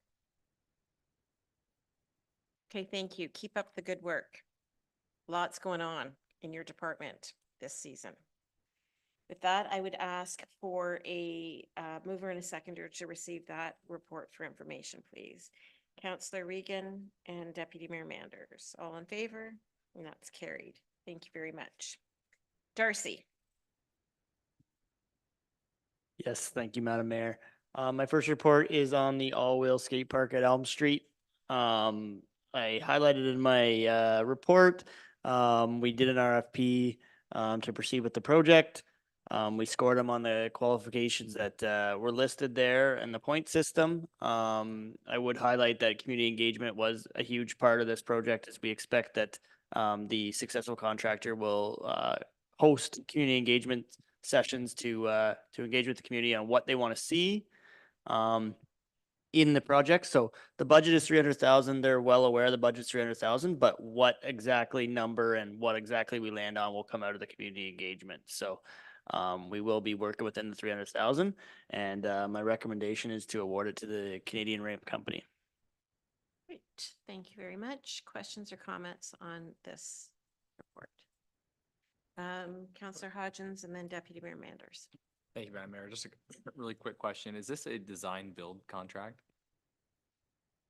Correct. It's a request for proposal. So they propose some preliminary designs, and from there, with the community engaged, they'll design it, and then the same company will build it as well. Yeah. Thank you. The grant and the using of it, is that, did that need to be done for this year, or did you ever get clarity on that, or didn't feel, at one time I thought it was commented, maybe see, but, I just was curious on the grant. Yeah. So the grant deadline is December 31st of this year. Yep. Any further discussion? Then you do have a recommended motion in front of you, and I would ask for a mover and a seconder, please. Councillor Westman and Councillor Regan. All in favor? And that's carried. Thank you. And your activity report. Thank you, Madam Mayor. Activity report highlights some capital projects as well as our program participation numbers, which I would say is all a good news story.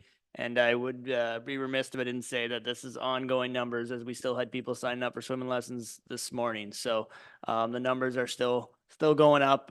We're quite proud of our program registration numbers, and we will see them keep growing in the future, I think. So That is great. And yes, those numbers and the program participation is certainly very, very encouraging.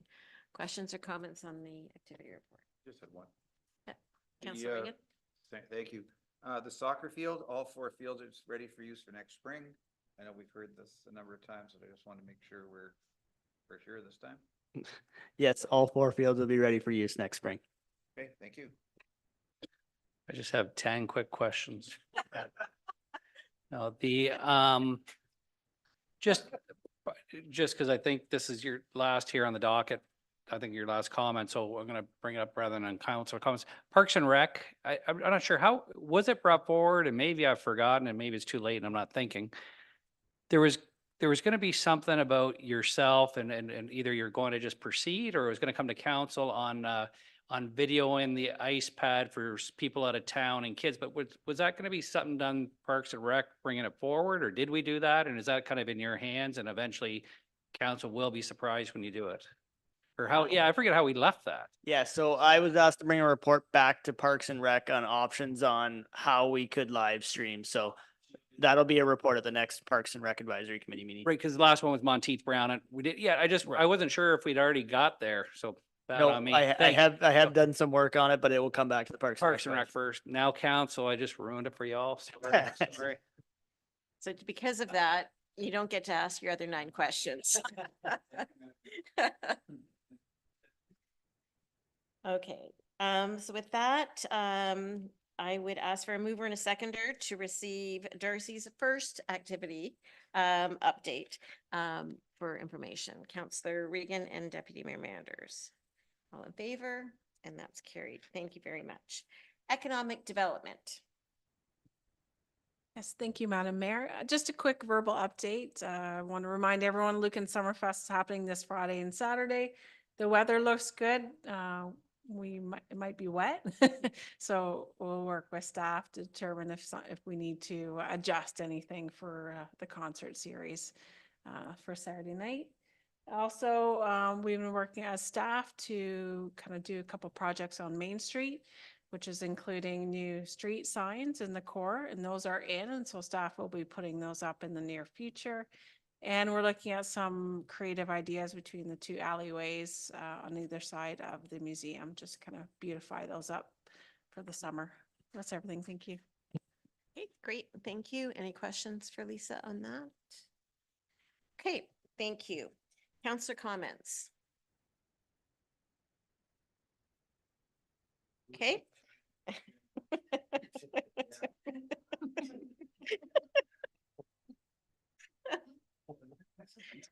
Oh my goodness, that wasn't on the mic. I know. Okay, changes to budget.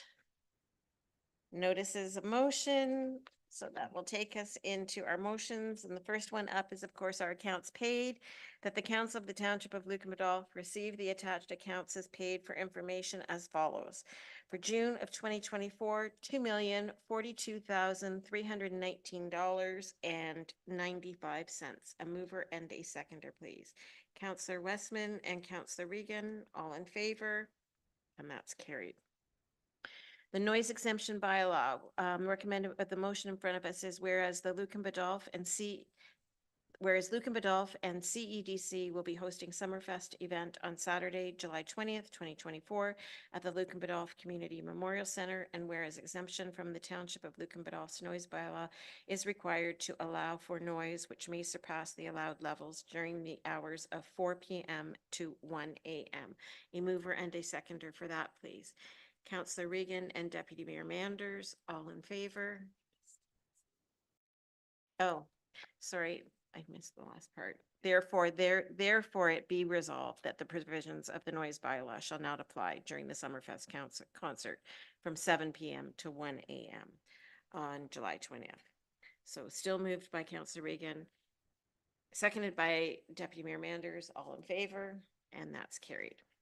That the council authorize Catherine Lenendike to attend the MFOA 2024 annual conference from September 17th to the 20th at a registration cost of $525 plus HST, and she is taking the virtual option. Mover and a seconder for that, please. Councillor Hodgins and Councillor Westman, all in favor. That's carried. For the O'Shea Drain, that the Township of Lucan Biddulph Council appoint Spreet Associates London Limited under Section 4 or 78 of the Drainage Act to prepare a drainage report for the requested work to the O'Shea Drain, subject to the required 30 days notice to the applicable Conservation Authority. A mover and a seconder, please. Councillor Regan and Councillor Hodgins, all in favor, carried. That the Township of Lucan Biddulph Council appoints Spreet Associates London Limited under Section 4 or 78 of the Drainage Act to prepare a drainage report for the requested work of the Damon Drain 1977, subject to the required 30 days notice to the applicable Conservation Authority. A mover and a seconder, please. Deputy Mayor Manders and Councillor Westman, all in favor, and that's carried. That the Township of Lucan Biddulph Council appoints Spreet Associates Limited under Section 4 or 78 of the Drainage Act to prepare a drainage report for the requested work to the Damon Drain of 1958. Drain subject to the required 30 days notice to the applicable Conservation Authority. Mover and a seconder, Councillor Hodgins, Councillor Regan, all in favor, carried. That the Township of Lucan Biddulph appoints Spreet Associates under Section 4 or 78 of the Drainage Act to prepare a drainage report for the requested work to the Mitchell Drain, subject to the required 30 days notice to the applicable Conservation Authority. A mover and a seconder for that, please. Deputy Mayor Manders and Councillor Regan, all in favor, and that's carried. We have 3 bylaws in front of us. The motion is that if no one cares to speak to bylaws 29 through 2024 through 31-2024 inclusive on their first, second, and third reading, that they be considered to have been read a first time and passed, read a second time and passed, and read a third time and passed. A mover and a seconder for that, please. Councillor Hodgins, Councillor Regan, all in favor, and that's carried. And resolved that the council meeting be adjourned at 9:36 p.m. A mover and a seconder, Councillor Regan and Deputy Mayor Manders. Okay, that happened at County Council too today. There was a big hesitancy after a long meeting. All in favor? And that's carried. Thank you very much. A reminder that we don't meet now until August the 13th.